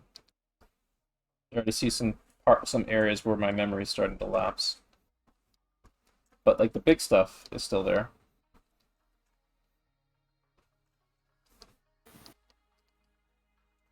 Studying figures and heads and other things can be a lot like spinning plates. Or like it's something along the lines of like here's the like, for example, like let me just use two lines of progress. Like, here's your head drawing progress. You practice it a bunch, then you kind of let it fall off a bit. Practice it a bunch, let it fall off a bit. Practice it a bunch, let it fall off a bit. That's like your head drawing progression bar.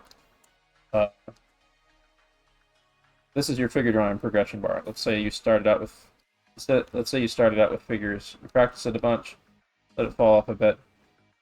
Practice it a bunch, let it fall off a bit. Practice it a bunch, let it fall off a bit. Generally, that's how your progress is going to look, and it's going to be like running, like when you start getting weak at one thing, you run back over to it, and you start spinning those plates again. And then when those other things get weak, you run back over, and you start spinning those plates. Get better about to get like better at that little blind spot that you've been ignoring again, and it should go on and on and on. You're also going to do things that you're going to hit things called plateaus, where you get a lot of progress, and then you hit this area where it kind of flattens out, and you're getting diminishing returns. Sometimes you can fall off the plateau, and then you have to get back up to the plateau. It's going to be the same elevation that you were before, maybe slightly higher. Who knows? But plateau is a really tough spot. This happens in fitness too. It happens with artists. So the plateau, you just keep struggling, whether you don't really realize it or not, but like you struggle here in the plateau, and you are raising very, very slightly. And then like at some point of your struggling, like maybe 6 months down the line of you struggling at that plateau, boom. And this is how it is for everyone in progression in art. And then you hit another plateau, but this new plateau is a lot higher. And because you just had like some major revelations, because a whole bunch of stuff that wasn't interconnecting together that you were struggling with for months starts interconnecting and stuff. And this happens with every artist, without exception. Like it happens at different paces, but the same cycle happens with everyone. You have plateaus, and you also have to be mindful of practice, because otherwise what happens if you don't like run back and forth between the spinning plates? You do this, and then you get like, you don't go back to zero, but you go a good ways down. You want more like this, like that. But you want to be strategic about what you're practicing and why, because sometimes you have to make sacrifices. Like I've been sacrificing doing animation more lately this last year, because I've been trying to learn more about anatomy and figures and stuff. But I'm trying to get back more into animation, and that's what the Saturday class is about. So you do have to make intelligent decisions about what you need to focus on and when, because I wanted to get more intuitive with the figure so I could utilize it better in my animation.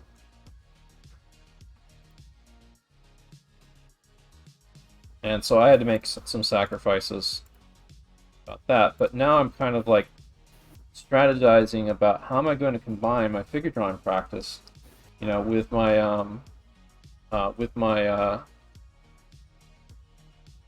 am I going to combine my figure drawing practice and my anatomy practice with my animation? I've been talking with some other animators about ways to strategize about doing it. That's a really fantastic page of hands right there. Almost intimidatingly good. I think these are studies from Bern Hogarth, but they're really good studies, if they are.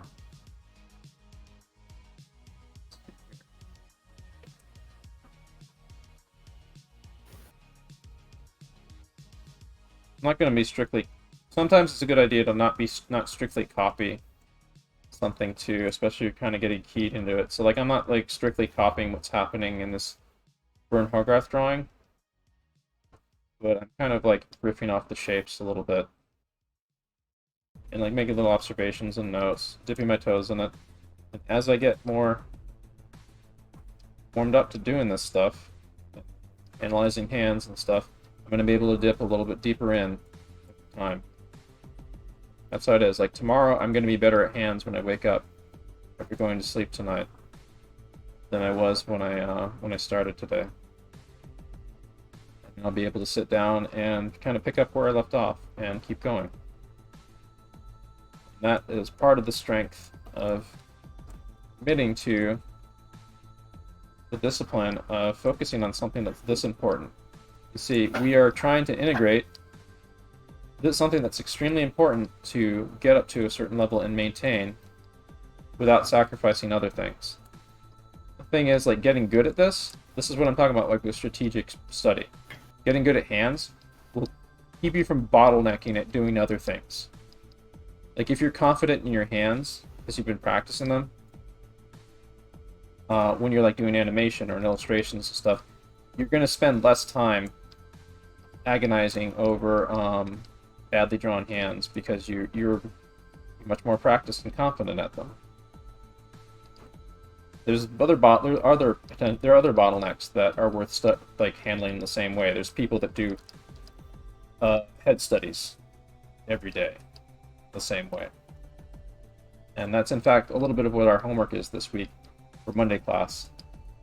I want a page full of people doing head studies. I've got to make sure that I get some more of that in this week too. But myself for next weekend. But yeah. So like finding out what those essentials are that you know you need to keep maintaining, like you can make strategic decisions about how you build those up and how you progress and maintain them. So we're looking at long-term study and progression with hands here.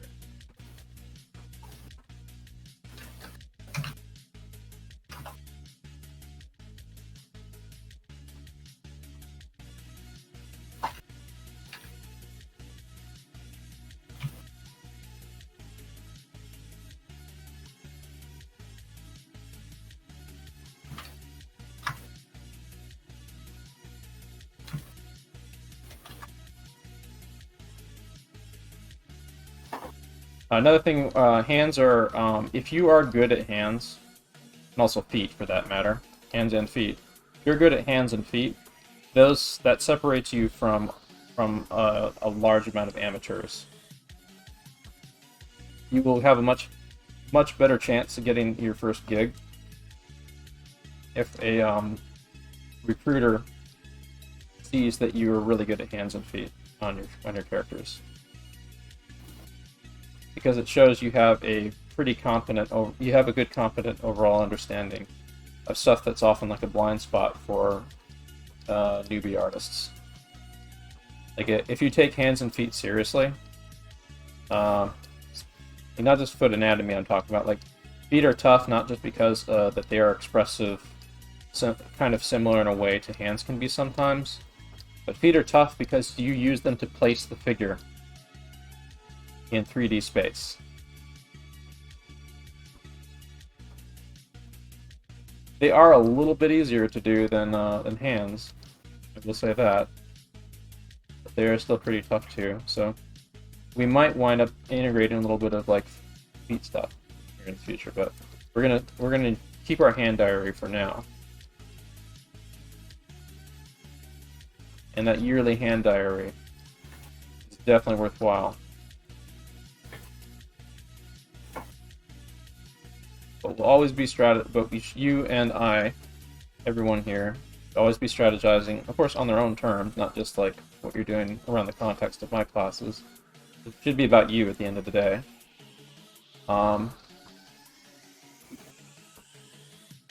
Like, you want to figure out strategies to clock in productive practice and get better at making smart decisions about what to practice, how much time. You wanna be sneaky about sneaking in practice time where you didn't think you were gonna get practice time, like keeping your sketchbook handy when you like go to a doctor's office or something like that, in a waiting room, or a few minutes to like draw some heads or some hands in a sketchbook. And also remember, if you need a life model and you don't have anything handy, you always have your hand. And you'll get a little bit of observational hand drawing from drawing your hand.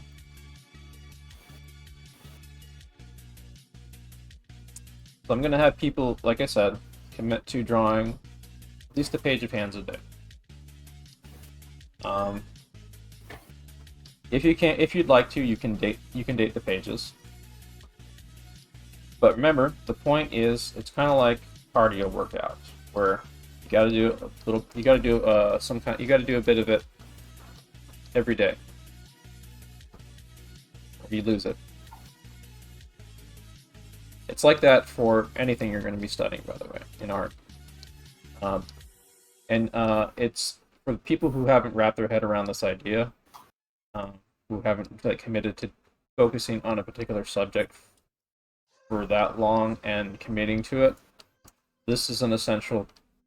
This is an essential tool to learn. Like, you're going to be able to use that kind of work ethic and willpower to improve and stick with something on everything else you study. Like, whether it's in addition to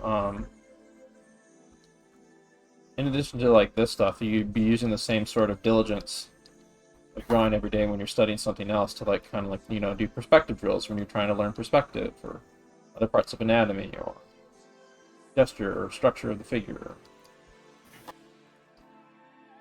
or animation stuff. I'm still trying to work stuff out myself and figure out what's the best way to pace stuff, what I need to prioritize and stuff. What will really help you is if you have a good teacher or good mentor that can help you work through that. I am working on that myself, and I also, like, as far as beginners goes, I can like offer guidance, and I actually have a $50 tier on my Patreon where I can offer a 1 to 2 hour like personal tutor guidance session where I even do drawovers of your own work. For anyone who wants that.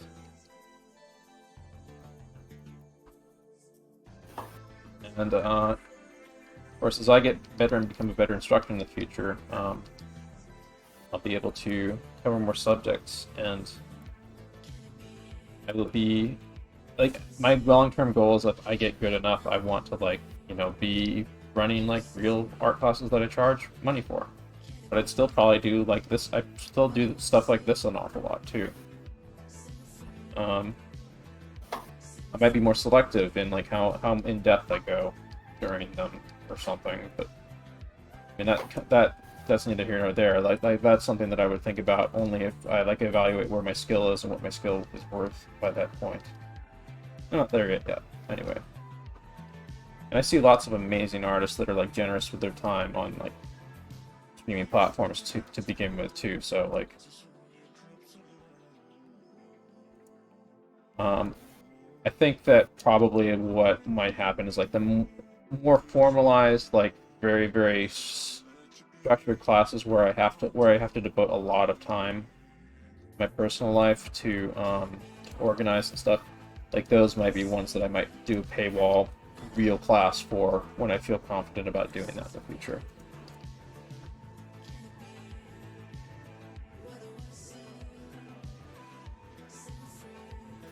Have you think about building an YouTube channel with your Yeah, knowledge? I have thought about it. I currently I do have an active YouTube channel, but it's just mainly uploads of my classes. There's also going to be some game stream uploads of like the gameplay stuff that I'm going to do in Cyberpunk.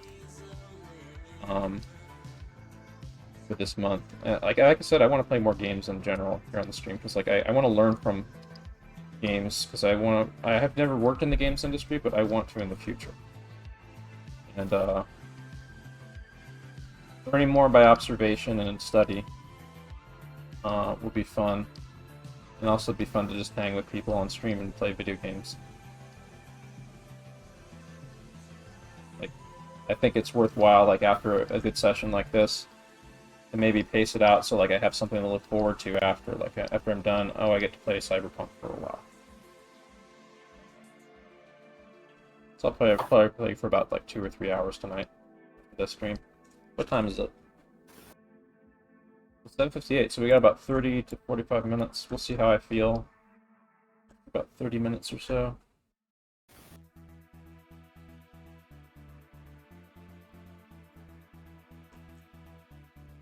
Kind of doing a lot of line petting right now. Maybe I should kind of go through here quickly.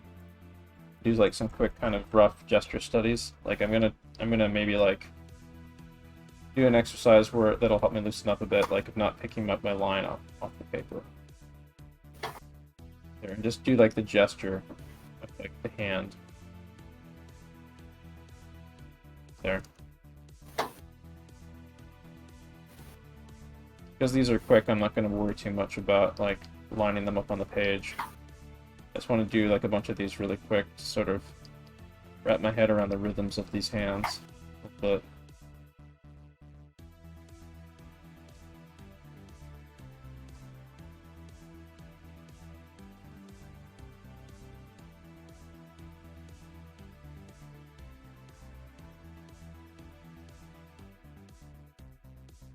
Like if you're feeling self-conscious about how you're drawing and stuff, or if you're like going too slow and meticulous, like something like this where I'm like not lifting my pencil off the page, I'm just mainly looking at the thing I'm drawing slightly blind. But I'm trying to sculpt with how I draw a little bit too. I'm trying to like feel out the rhythm of it, so like I get like a better sense of the whole big picture instead of like breaking things apart and being sketchy about it. Like,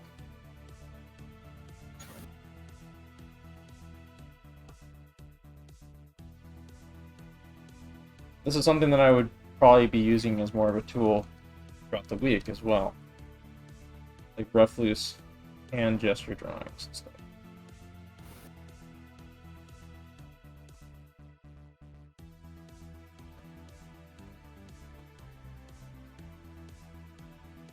Anyway, if you want to hang out in the Discord tomorrow, I'm going to have homework periods and stuff. I'm going to be around at different time zones. I'll probably also be playing another game stream tomorrow, but I want to make sure, like I said, I'm on a strict pattern of reward response for the time I clock in. Like, I want to use my time in the game stuff as an incentive for me to bust my butt. It's more of that Tom Sawyer and strategizing, see. And at the same time, I'm further Tom Sawyer in that, even though I am playing a video game, I'm doing it like for the purposes of study, also. To dig into and learn, like I'm going to be looking for stuff to study. I'm going to be trying to make observations while I'm playing about like the storytelling of the game world, or the modeling of the game world, and animation, the composition and the lighting, and so on.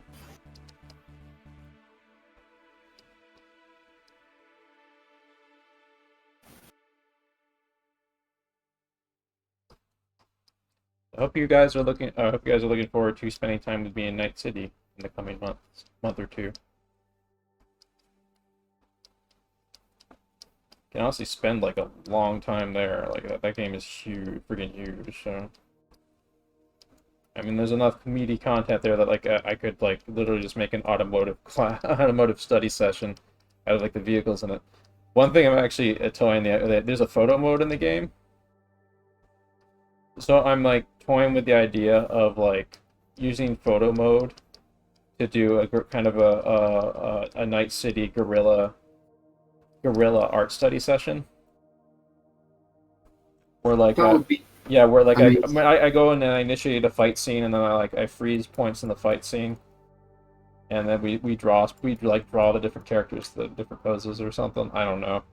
I don't know if I'd use it for a whole class, but for a gimmick, for fun, that would be great. I actually saw the photo mode, and I thought it would be great to learn. Yeah. At the very least, yeah.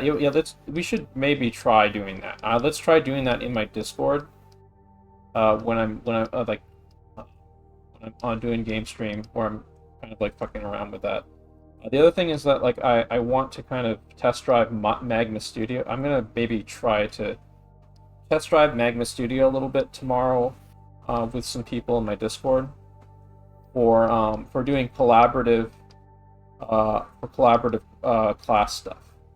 Like, I think what I might want to do tomorrow is like for my warm-ups on hand drawing, I will join people together in a Magna Studio session, and then we can like get some hand drawing warm-up practice together, like an hour or so. And then we get our clock in of that. But like Magna Studio, for those who don't know, is a collaborative drawing app that I'm looking at using the paid version to use as a class teaching tool, because I can have people drawing, I can have students drawing along with me, and we can see how they're drawing in real time. And so here's the free version. See, they might load in the last thing. But anyway, like you can invite people to it, and then they can all draw on the app too. And I like it because the brush is handled really nicely in it. So just as an example, I'm going to copy this to clipboard. And now, actually, let's try this right now. Let's just try this right now in stream. So like in my server, in under the, let's see, in the supporter corner, there's a hidden supporter chat. Let's do it.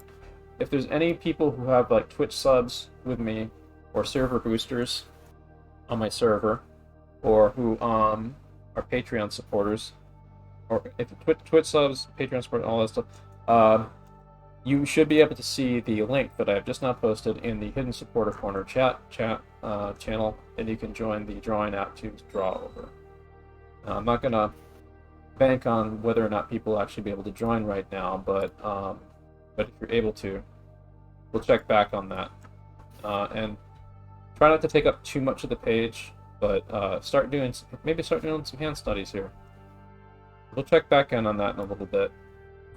If any of the Twitch supporters or Twitch supporters, patrons, or server boosters will be able to access that.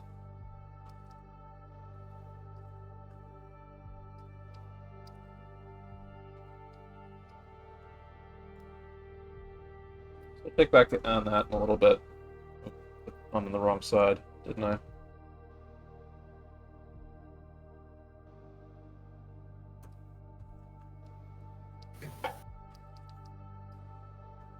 Yeah, just remember we're going to draw tons and tons of hands. Look for resources for hands, good resources for hands, and lots of good artists. I'm gonna maybe dig into some more resources for next week. We're gonna be doing more of this next week. I'm gonna try to dip into hand anatomy and to even not hand anatomy, arm anatomy too next week, but we'll see.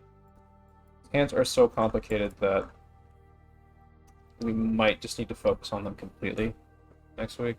But I'll see what I can do.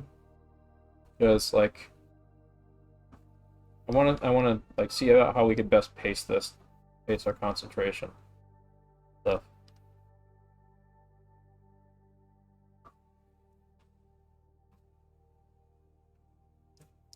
And like I said, those Risen Norm Tuesday tips will also help you a lot too, especially when it comes to simplifying and understanding the basic forms and stuff.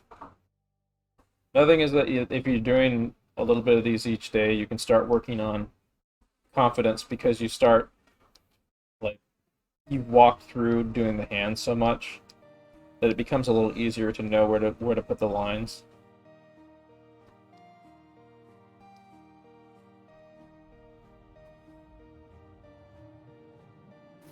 And that's what you kind of want to go for. You start getting more of these.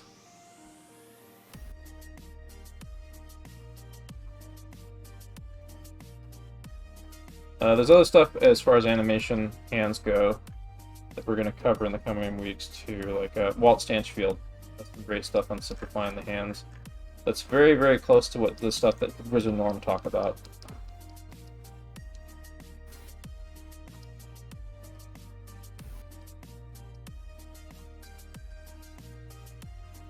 There's also some good resources from like some anatomy, from really good anime and manga artists that have done really great anatomy guides.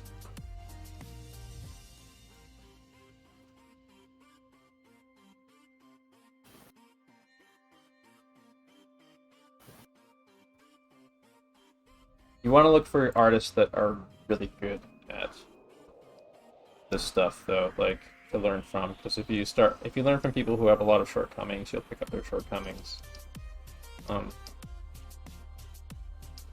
So try to learn to have a discerning eye for what to study. I'll try to recommend stuff that I think is worthwhile. Most of the things not everything in this packet, by the way, is ideal studied fodder, just FYI.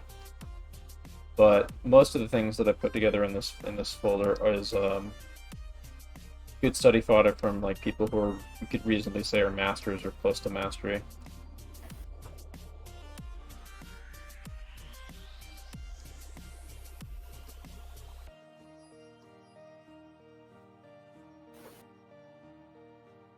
incomplete hands here, so I can get some gesture in.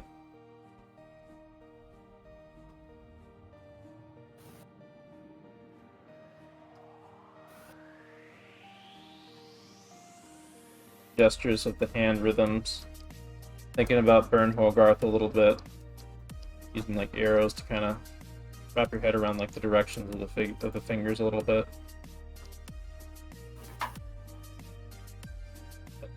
That inner palm wedge, that's kind of this divot trowel, bending and flexing the palm.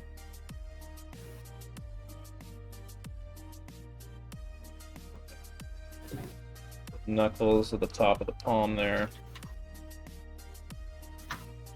Knuckles inside the sockets of the hand.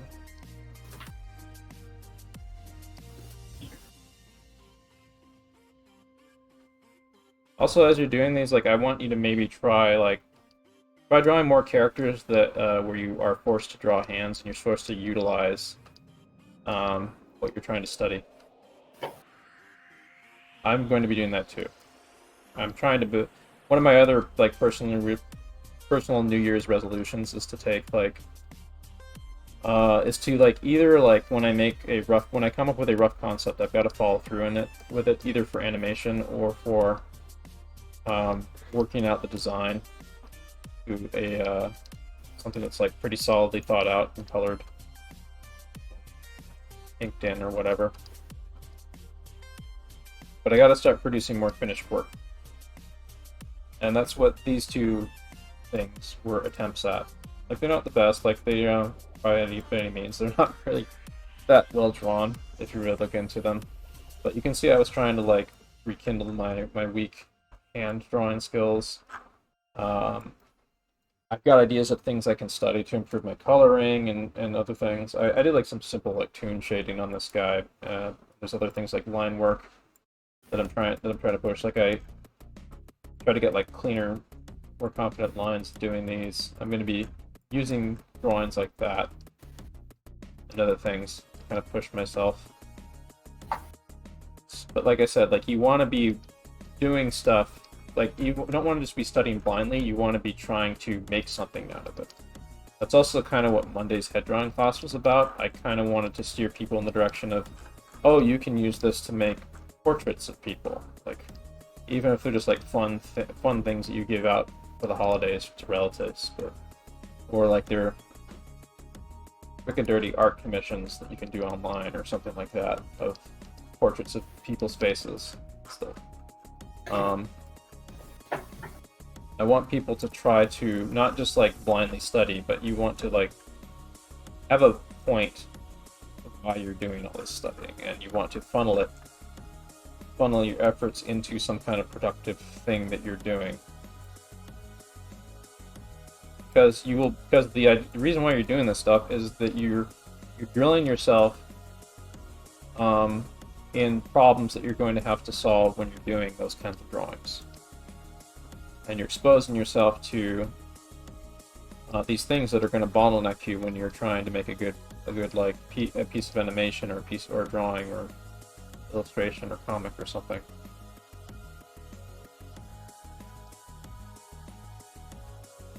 Hands are a big bottleneck, so we're going to be focusing a lot on hands.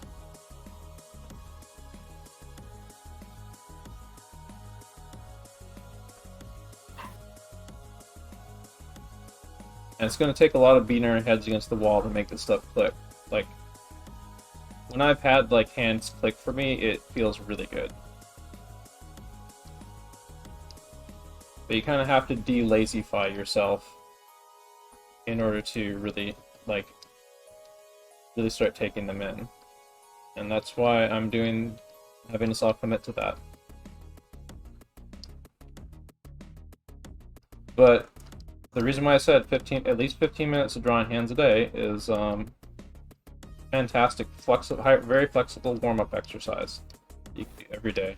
Ideally, you want to be drawing more hands in that day, but that is an excellent target to hit, and you should be doing a lot of other drawing or other things you need to do every day too.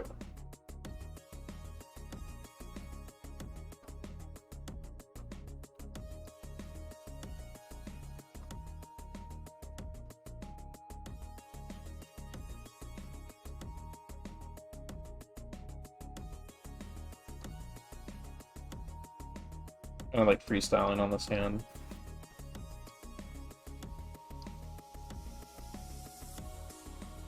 Next week I'll also have like because I'll be considerably more warmed up, I'll be able to do some more in-depth demos than what I did tonight. Mainly I'm going to be like, as I get more warmed up and I start making observations about things I think that would help people, I will be like sharing them as I come across them. And Lord knows I'm going to be talking to other people who are better at hands than I am too, because they might be able to help give me some insights to some things that have helped them.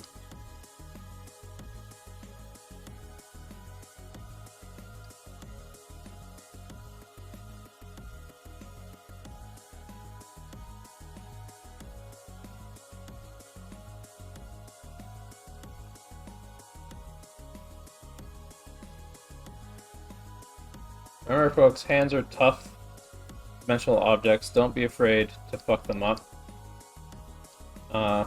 You fuck them up, try fixing them. Do your best. And then move on to the next study.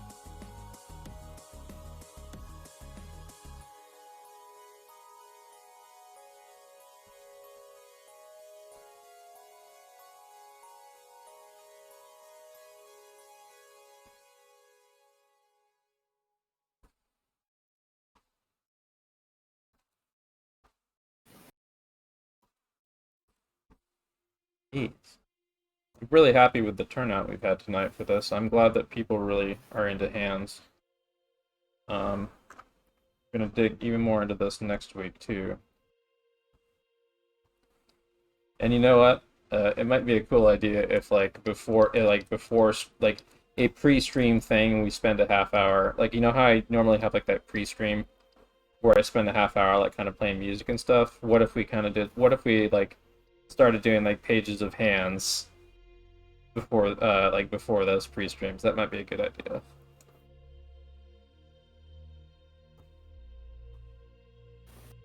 I can put on some music and then we just like bust out some hands, and it's not like something that's going to go up on YouTube later or something. It's just our keeping up with the hands practice thing that we have on the side. I added your schedule in the Google Calendar. Yeah. I have a suggestion. What if you set like exercise meetup with people, or I don't know, for us to like get together and work on hands, for example. Yeah, that's what the homework period. That's what the 5:30 homework periods are. Although like currently I'm kind of exploring like 5:30 p.m. is like the time that I know I generally would be able to do homework at on like Tuesday, Thursday. But if you are signed onto my Discord, if you join the Super Spaceball Furies class section in there, here, let me show you real quick. So here's my Discord. Bring it up here real quick. My Discord right here, Spacedad Space Club. If you scroll down to the join the Super Space Cadets section, you click there. Then you click this little reaction thing right here, the little nuclear symbol. You can click it to join it and click it again to leave it. And you can join it and leave it as many times as you want. What that is if when you opt in there, you do not want to have the server muted. You want to make sure that the server is unmuted, or at least temp muted when you want it quiet. If you want it quiet overnight, you can like have it muted for 8 hours or something like that. But the ping system will ping you when because I use it an awful lot to tell people when I'm going to be doing a study session, or when I need people's help, like figure out something that I need help on, or let people know about. Like the other day we were streaming I was streaming Pee-wee Herman's Christmas special for fun in the Discord with people, and we were hanging out and being jolly and whatnot. So but I'll have this handy for if we have a hand study session or any kind of thing. So I'll be doing like jams in here throughout the week. Additionally, in addition to that, if you want like a morale boost for just like chilling and drawing and asking for general drawing advice, Ethan Becker's server, which I also have Let me see here. Did I actually have it? I should include a Let me see here for the rules section. Yeah, I should include a link to Ethan Becker's server in the rules section, maybe. But this is the server that my server is spun off from, and that my server is auxiliary to his, and I'm still part of the server community and stuff here. It's just much easier. The intention always was to, like, for people like me who run classes here, to build our own communities too, and build our own audiences and stuff, because like there's only so much that like this server can support. But yeah, like this server is still plenty active, and it's a great hub, and there's usually tons of people to ask, tons of like pros, like James is one of the pros that's really good about asking questions. Steven is a amateur who's well on his way to being pro, and he's really gung-ho about practicing and the knowledge that he has. So and he's really skilled, and he's always really generous with knowledge if you're sitting in the chat with him. We're all in the classroom together. Zov is a little shy, but Zov is really talented, by the way. I hope they open up in the future for swapping art tips with other people too. Yeah. A lot of cool stuff. You can check out the class. But yeah, like I said, you join the Super Space Cadet section, and you'll be pinged for, like, if we're doing special homework sessions on hands or whatever, because like hands are so tough. They're so tough. But we'll be, like I said earlier in the evening, like during those hand study sessions and other anatomy and drawing study sessions that I do in the Discord, we'll be able to go way more in depth than we can here, because I'll have a lot more study materials for us to dig through. Like, I'm not going to be the one specifically dispensing the knowledge. We will have books and like suitable like video tutorials, usually from like YouTube and stuff, because I don't want to use like copyright materials. But we'll have like book knowledge that I can refer to and read back to people, or use limited amount of like for educational purposes, access to share and stuff. Like, I can't monetize that stuff on YouTube, but like it's like totally within bounds of copyright restriction to like freely use those as like study aids, as if we were like in a study hall together, basically. As long as we're like we keep it mostly like pretty legit, you know. It's a really sloppy hand. Let's see here. 23. I'm gonna try some invented hands now that I'm kind of getting a little bit into it some more. So when I started making breakthroughs in hands, when I first like really started getting it, I started like having fun treating the hands like anatomical tinker toys, where like I draw like a base and like the metacarpals first before adding anything else, and then I might like draw some gestural lines and stuff for the rest of the hand. I just kind of play with it a bunch.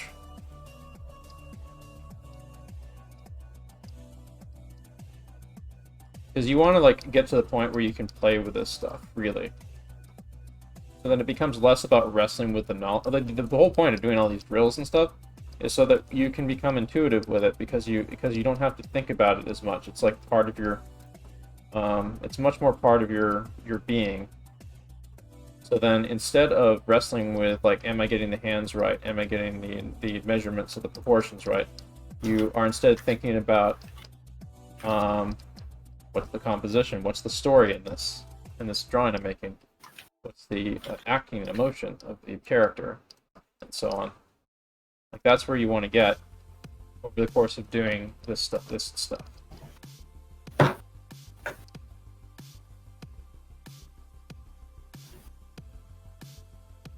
I've also uploaded the hand pack. Somebody asked in Twitch where the hand pack is. The hand pack is also available in the brand new daily hand section under the homework posting section in Homer posting in study right here in my Discord, so you can post. It's right here. I'm gonna pin it actually. I'll have other packs of that kind of stuff too in the future. So I'm gonna do some more invented hands. I'm just gonna have some fun. Close out the last. Wow, we're pretty close to done. I'm gonna maybe like fill up this column here with some invented hands a little bit. Maybe like that Bern Hogarth drawing that I'm seeing on screen right now. I'll try kind of like improvising some kind of structure, just quick and loose, using the metacarpals curling up over that. Not going to be perfect with it or precious with it. It's going to be time for me to really slow down for that, because I'm still dipping my toes in how hands work. My toes in how hands work. And I just kind of want to get comfortable with like playing with this stuff. See, if you get comfortable with just having fun with this stuff and like discovering how it works on your own terms, in addition to like internalizing all the copy studying and the observation and so on, then you can start using it much more freely in your own work. This is a tough hand to do. There's some of the resources I would also recommend is Proco has some really good videos on hand drawing that I actually may play tomorrow in Discord for us to go over a little bit. It's part of some hand drawing warm-ups, something early in the day. Be a good idea. Shitty hand there. Let's see, I'm gonna try playing a little bit more. So now I'm thinking of like anatomy hands that are usually kind of like skeleton anatomical reference hands that are usually kind of like curled over at the tip a little bit, that I've seen in like figure drawing classes or in science classrooms. Thinking of, I've got that image in my head right now as I'm doing kind of this curled over tip. Fingers of the hands here.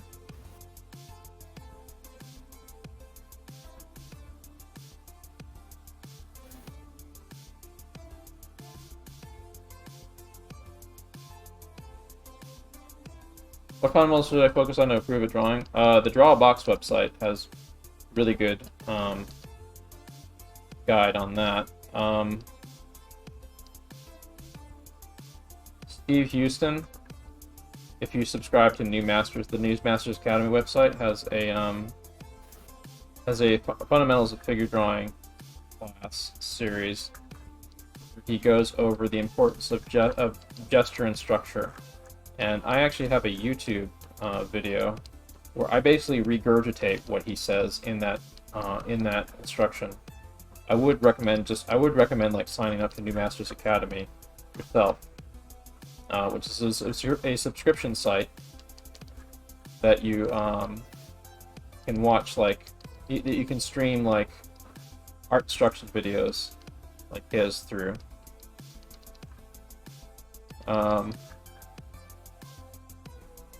But I'll link you the video that I'm talking about where I regurgitate what Steve Houston goes over as far as like art fundamentals.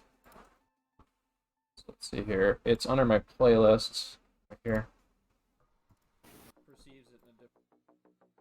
So I'll link this into Twitch. There you go. First video that plays there. We'll give you kind of a little bit of an overview of some of the fundamentals to keep in mind. But that is a regurgitation of information from Steve Houston's lecture on fundamentals of figure drawing. And I will also link it. See here. Where should I link it? I'll link it in.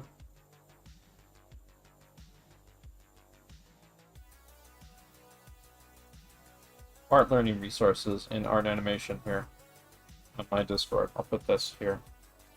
my playlist of several of the classes I taught earlier in the year. They're of varying quality because I was like trying to learn. But videos on my channel are of varying quality depending strictly on like the energy that I have and like how studied I am in a subject.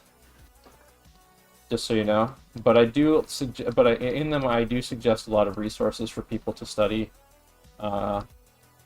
As an alternative to studying for me, because I'm still learning this stuff. But stuff like that can help you kind of get your bearing on where to go next. Like that I go over. It's going to be interesting seeing like the quality difference of my classes and my art in general next year at the same time when I started doing these. Like, I'm really looking forward, because I have definitely grown this year, but I had a lot of points this year where I kind of like stalled and stagnated because I didn't know how to pace myself as well better than I do now. I've learned a little bit better how to do that now, so I'm able to get more value out of my classes and the time I spend doing my own personal studies than I was last year. So it's going to be interesting seeing if there is an exponential growth this next year. Like, because like there's you can't just like practice and grind. I mean, like, you want to clock in the hours and stuff, and you want to, but 15 minutes of smart practice is more valuable than like 5 hours of shitty practice that just reinforces bad habits. So you want to be much smarter about what you study and why you study it and why you practice it. Like, and if you need help on that, there's some YouTube tutorials on it. Let's see how to.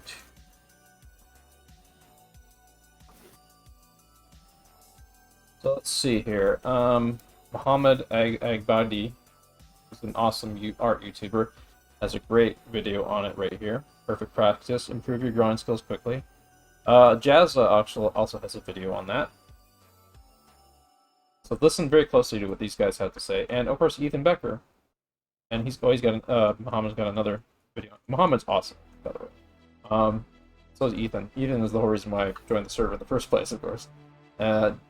So we actually use some of the methods that he goes over in this video for our classes too. We actually didn't use any of them today. Today was kind of copy study stuff, but in the future, like, we are going to be in the future. I would also suggest like, check out these videos, like how Ethan says to improve. Use this. You can use this for hand drawing too, with like simple shapes and stuff. I think there are actually some videos that Ethan has on hand drawing too. But we practiced this one for our head drawing class, by the way, and we practiced this so much that I now have it. I and a lot of other people now have it in our visual memory. Yeah, I don't know if he has any stuff specifically on hands, or if he does, it's not apparent that the video is about hands. But yeah. Yeah, check out Ethan's video on drawing better, faster, how to practice the right way. Bring your drawing, what to focus on to improve drawing skills fast. But not, and this other video, also by Muhammad. Jazza's got that. There's been several other videos that I saw that, like Ethan's got another one here. Draw better, faster. Bobby Chu actually goes over some art fundamentals here in this video. I don't know if he goes over specifically what I'm talking about with how to practice. I can't speak to the quality of this video right here, but as you can see, there's a lot of other YouTuber artists that have gone over this subject.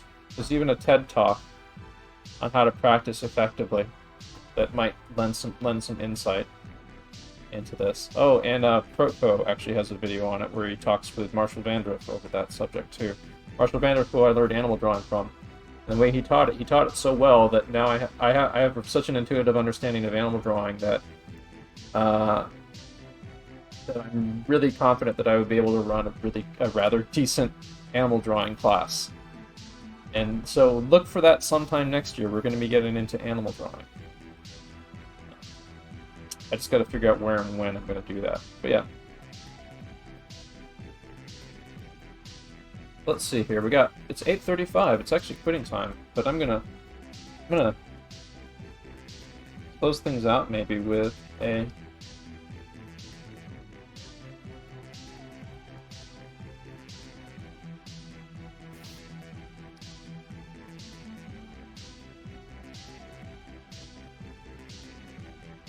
little Mickey hand there.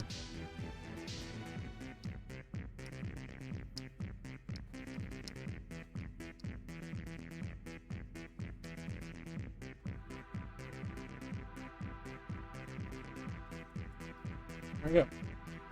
Yeah, let's see, other resources I can recommend. There's a lot of French comic book authors that I can recommend for looking at for hands.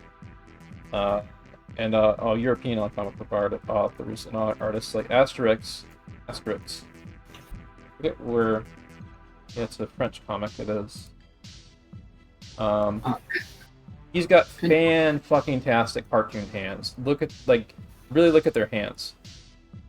You could honestly, like, just doing like studies of these characters in general is great because there is a great sense of anatomy to them and stuff, even though they're like kind of cartoon. Like you can tell like there's great sense of weight even in when characters are carrying heavy objects and stuff, and there's really dynamic. There's a great line of action here, like all the classic principles of good cartooning, and even figure drawing for that matter are present in the Asterix comics. These are impeccably well executed comics. There's a lot of tremendously great French graphic novelists that are worth looking at. Claire Wendling.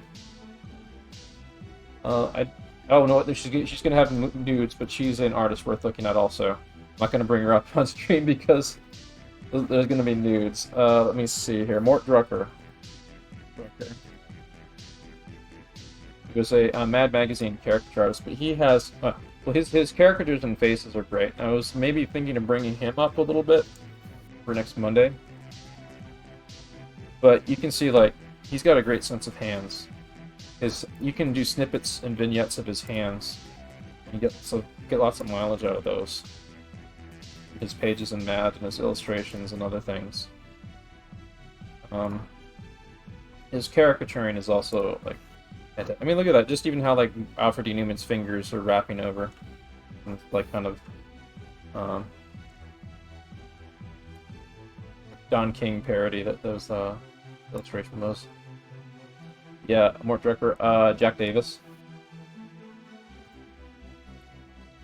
Jack Davis, who is one of my favorites of the old Mad and EC Tales from the Crypt comic artists.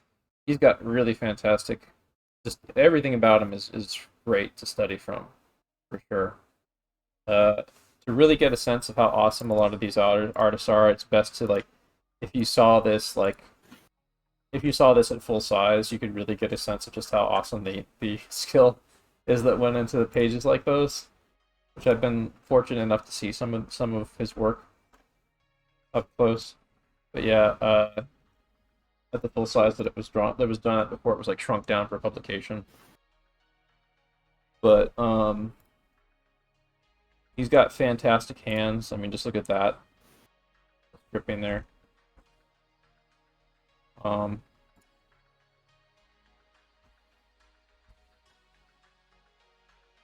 Yeah, he was back. He was from the original generation of Tales from the Crypt and EC horror comics and EC comics artists that got horribly censored and eventually evolved into the Mad Magazine folks stuff. Mad Magazine is basically the leftover remnants of EC comics. So I strongly recommend them. Let's see what else. There are several anime artists I recommend for hands too, but I'm running out of time right now, so maybe we'll save them for next week. Oh, Otomo. Katsushiro Otomo. His art of hands is great. including like the anime like Akira. The anime is like Akira and so on that he's done. You can do studies from a lot of the hand poses in those, for sure.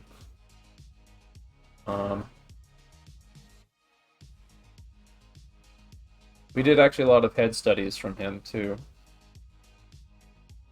I would say like you don't have to necessarily make it a priority, but I would definitely say that a good idea would be to grab lots of stuff from good artists that have great, strong, well-drawn hands, whether they be cartoon hands, cartoonified hands, or realistic hands, and do drawovers of those. In addition, do drawovers of good photo reference of hands.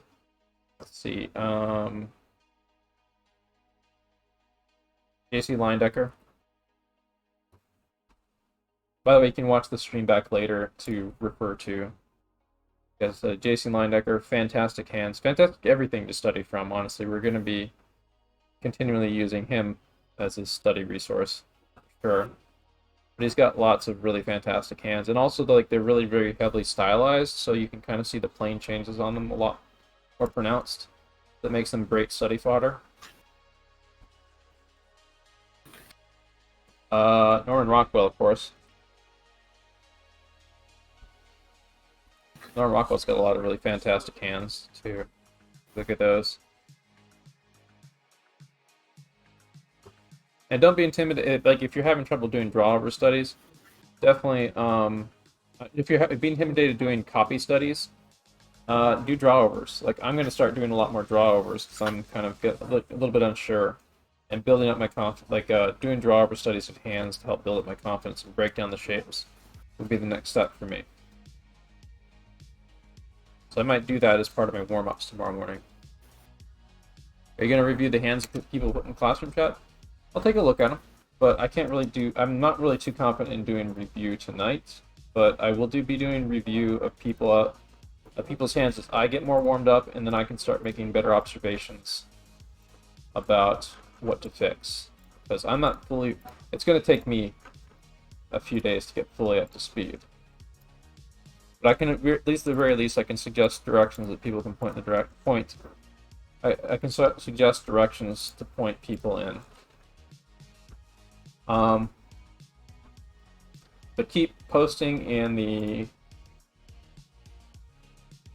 Throughout the week, keep posting in the Daily Hands thing. You can also post in other categories for art feedback and stuff. But I'm going to encourage people to give each other. You can give each other feedback for your hands here.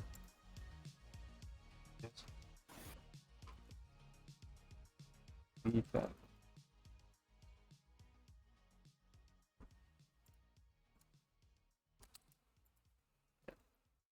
Share, reference, study.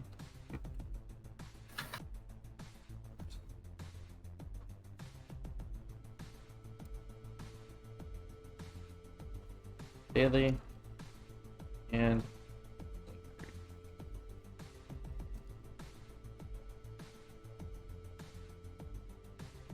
minimum 15 minutes of one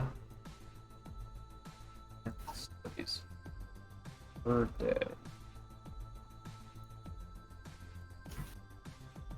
Alrighty, there we go.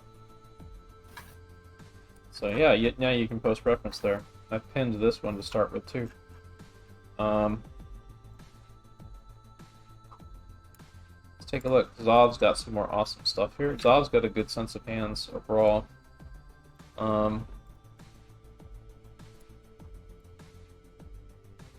Little first timer there. This is somebody who I would strongly recommend checking out Drawbox and sticking around, because I'm going to be digging into Drawbox too, and it'll be fun for me.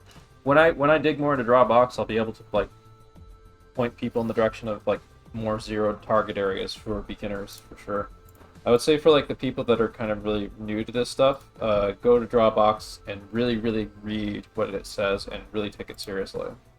So, you want to fight like this kind of sketchy, scribbly stuff. You want to, and I'm going to be working on that too. You want to get nice clean lines, because that will get you much better, much more confidence. And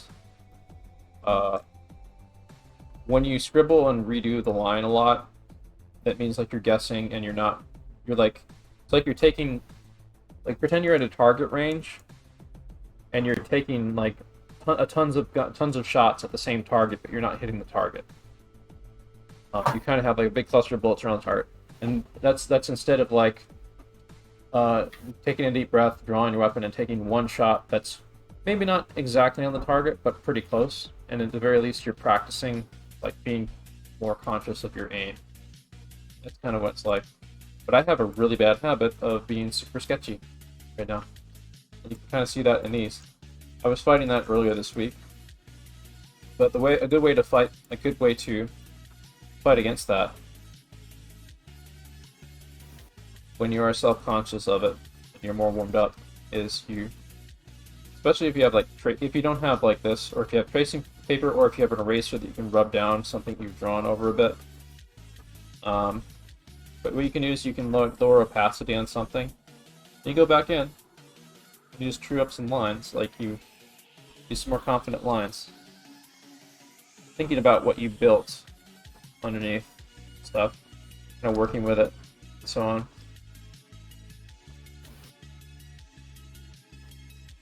And you may maybe make some corrections if you made some errors in your initial sketch. But you try to like true up things a bit. And you're going to make mistakes here too. But it's okay. Confidently, like making confident controlled mistakes where you can see what went wrong easier.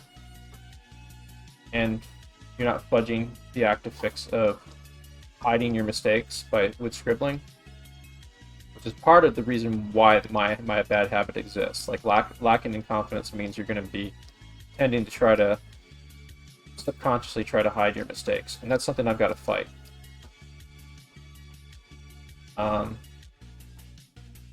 Like when you do this, when you're like more thinking through what you're doing and like what angles you're taking and why and so on, and you're trying to build off what you're making, you're going to be learning more. And you know, if you're not that confident when you do these initially, you could do a second pass over them. You'll learn more the next time you go through them, trying to true up the lines like this. And eventually you're going to be able to kick off the training wheels and get like much more confident lines without having to get like super sketchy. And there is a time and a place to get sketchy, and there's such thing as confident sketching. But you want to find that balance, and you want to figure out what that is. And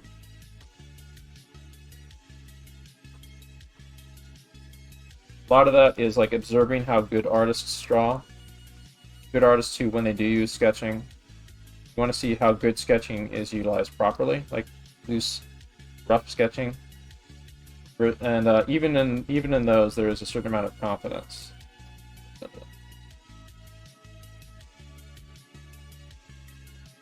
Heads up, Steam's been crashing for people who are trying to download Cyberpunk. Yeah, I know. Yeah, I heard, but fortunately I fully downloaded it, and the patch is installed and everything. So it's on my system, and I could probably even play it offline without Steam too. This looks like an authenticator-based thing through the CD Projekt Red site. Like, see, look at that. Like, now I've got like a much more kind of. It's not like the best drawing, but this is like much better, much better. So if you are making like really sketchy drawings and stuff like that, go back in and do something much more controlled like this. And this, on that note, by the way, this is where I'm leaving myself off tonight. Pick up here. This is going to be the first thing I work on drawing tomorrow. I'm going to be doing more of these, where I do maybe like to warm up, I draw over the top of these. And try to fix errors in them, or try to make them better. Stuff, including even this. This was like if I was really warmed up, my cartoon hands would be like much more confident, stuff, much more expressive, you know? Instead of like the sketchy thing. So, like I said, it's okay for the time. There's a time and place to be sketchy, and you can be smart with your sketching. But you want to build up confidence, and you want to practice blind confidence where you can. Because that's going to get you much more control, and it's going to let you embed good knowledge in your head faster. The more I progress on that, the faster I definitely am going to learn, and the faster my quality of my work is going to improve. So yeah, this is a good spot to leave off tonight. I'm going to close down this file. Go off these little guys again. They were fun to do. I did this one today, and I did this one yesterday. The other thing, like a mini commitment for myself, is I'm gonna be doing something along these lines every day. Although not necessarily a full illustration, like a replacement for this might be like working on some animation. Where I'm going with these guys, there's a little bit of a preview of them, of like what I'm trying to do with them here. So I'm trying to break them down into some better, more animatable shapes, and I'm going to be seeking feedback from some peers. Because I want to get some rough models together for these guys, so that I can, so I have a good sense of like being able to like do something like this for Spacedad really quick in an animated sequence, and then like go back in and then like get the volumes on model, get the volumes working on model and everything else, you know. Some of that I'm going to be working on tomorrow, like the lion's share of what I'm going to be doing tomorrow, aside from like the warm up on the hand drawing. I'll probably maybe make another quick illustration like this, because I understand the character model more, and I might want to do another one that simplifies them a bit. But I'm going to be working a lot on, let's see if I can find the reference for it. There is a stunt, there are a bunch of stunt people that that Maxie, one of our Discord members, who was helping me co-host last Saturday's animation class, shared with me that that's part of the assignment for this week for animation.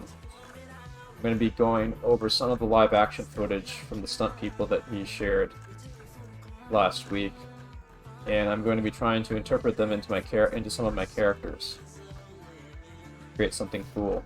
So let's see here. Here's one of them. Here's one of the accounts that he recommended. Right there. This right here is really great because like this is like almost like a fully storyboarded out sequence of stuff you can do that has like hooks, like scene hookups and stuff. So you could just like use this straight up as your like your animatic reference for making something. For practice sesh. This is a good one. That's a good profile, like quick kick animation. He's got a few others like that too. Yeah, that's a nice kick flip. There's other more elaborate ones that she's got as well in here. So you can go back down through it. I'll link this one in chat. I'm going to be trying to like get more stuff like this from him because he's got a lot of other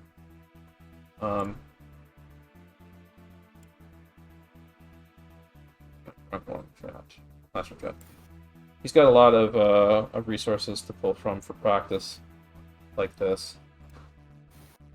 I'm doing that, and there's another animation test that I've got to get some work on as well.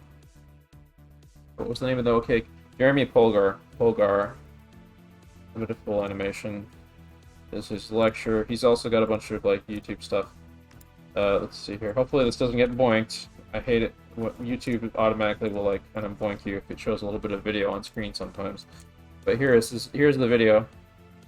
Link that in classroom chat, and also link it on a Discord server in animation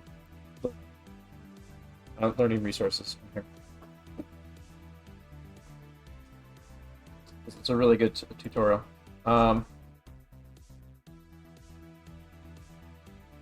Yeah, one of the videos that is in here, Maxie actually took. See if I can find it. This is a really cool animator right here that Maxie and I dig. Let's see, Maxie. Here he is. Alright, so here's his page. He works in the anime industry and stuff, and he's got some cool stuff of his own. Oh, here's one that he did. You referenced from that. I met Max follow. You know, if you want to help me, I met Max. Max following. If you can get me over 5,000 followers, I can start following more of the cool art accounts that I can't follow right now because I'm at max. I have to go back and like unfollow a lot of old dead accounts and stuff in order to start following more people again. I do have a secondary account called Artist Spacedad where I follow artists and stuff, which I should really probably use more until then. But, but yeah, this is a sequence that he made. These other characters in here were not part of the original sequence. He added those himself. So I'm thinking like I actually kind of want to do this scene too, and then I would like I was joking like I kind of want to animate like Yoda or something doing it. So I thought I'm gonna probably do it with Astropug. That's why Astropug has that sword. I haven't figured out something I'm gonna do with Spacedad yet, but there's a few of the other shots in there that I might use for that.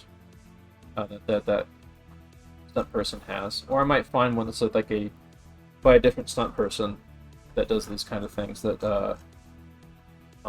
does gun stuff, because there are some that do that I've seen. I'll have to find one though for that.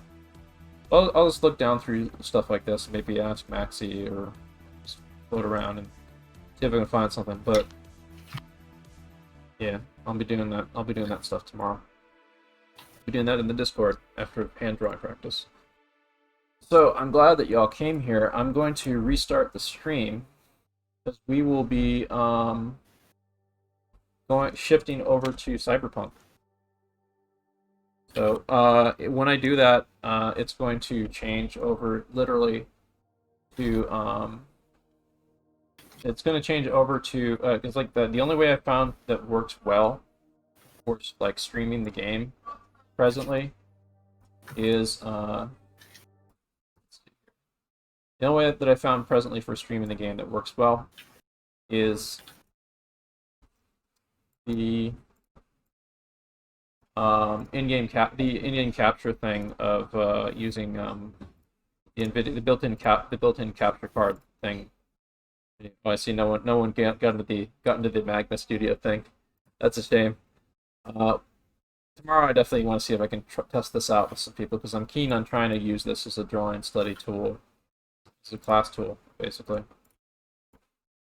Yeah. Let's close all these windows so Google Chrome isn't taxing the system too much.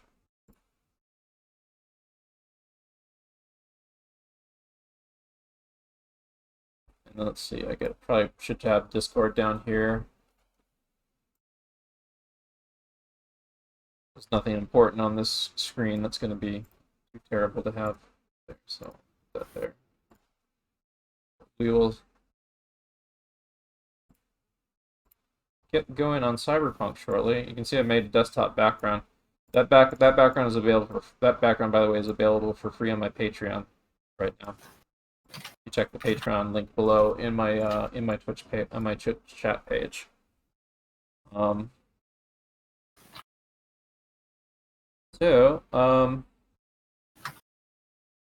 We will be restarting the stream. I'm gonna start up Steam now, and when I get Cyberpunk going, I will do a handoff thing. So hopefully it won't take very long.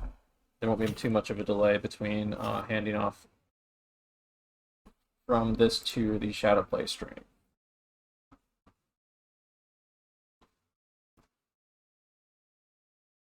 Starting up Cyberpunk now.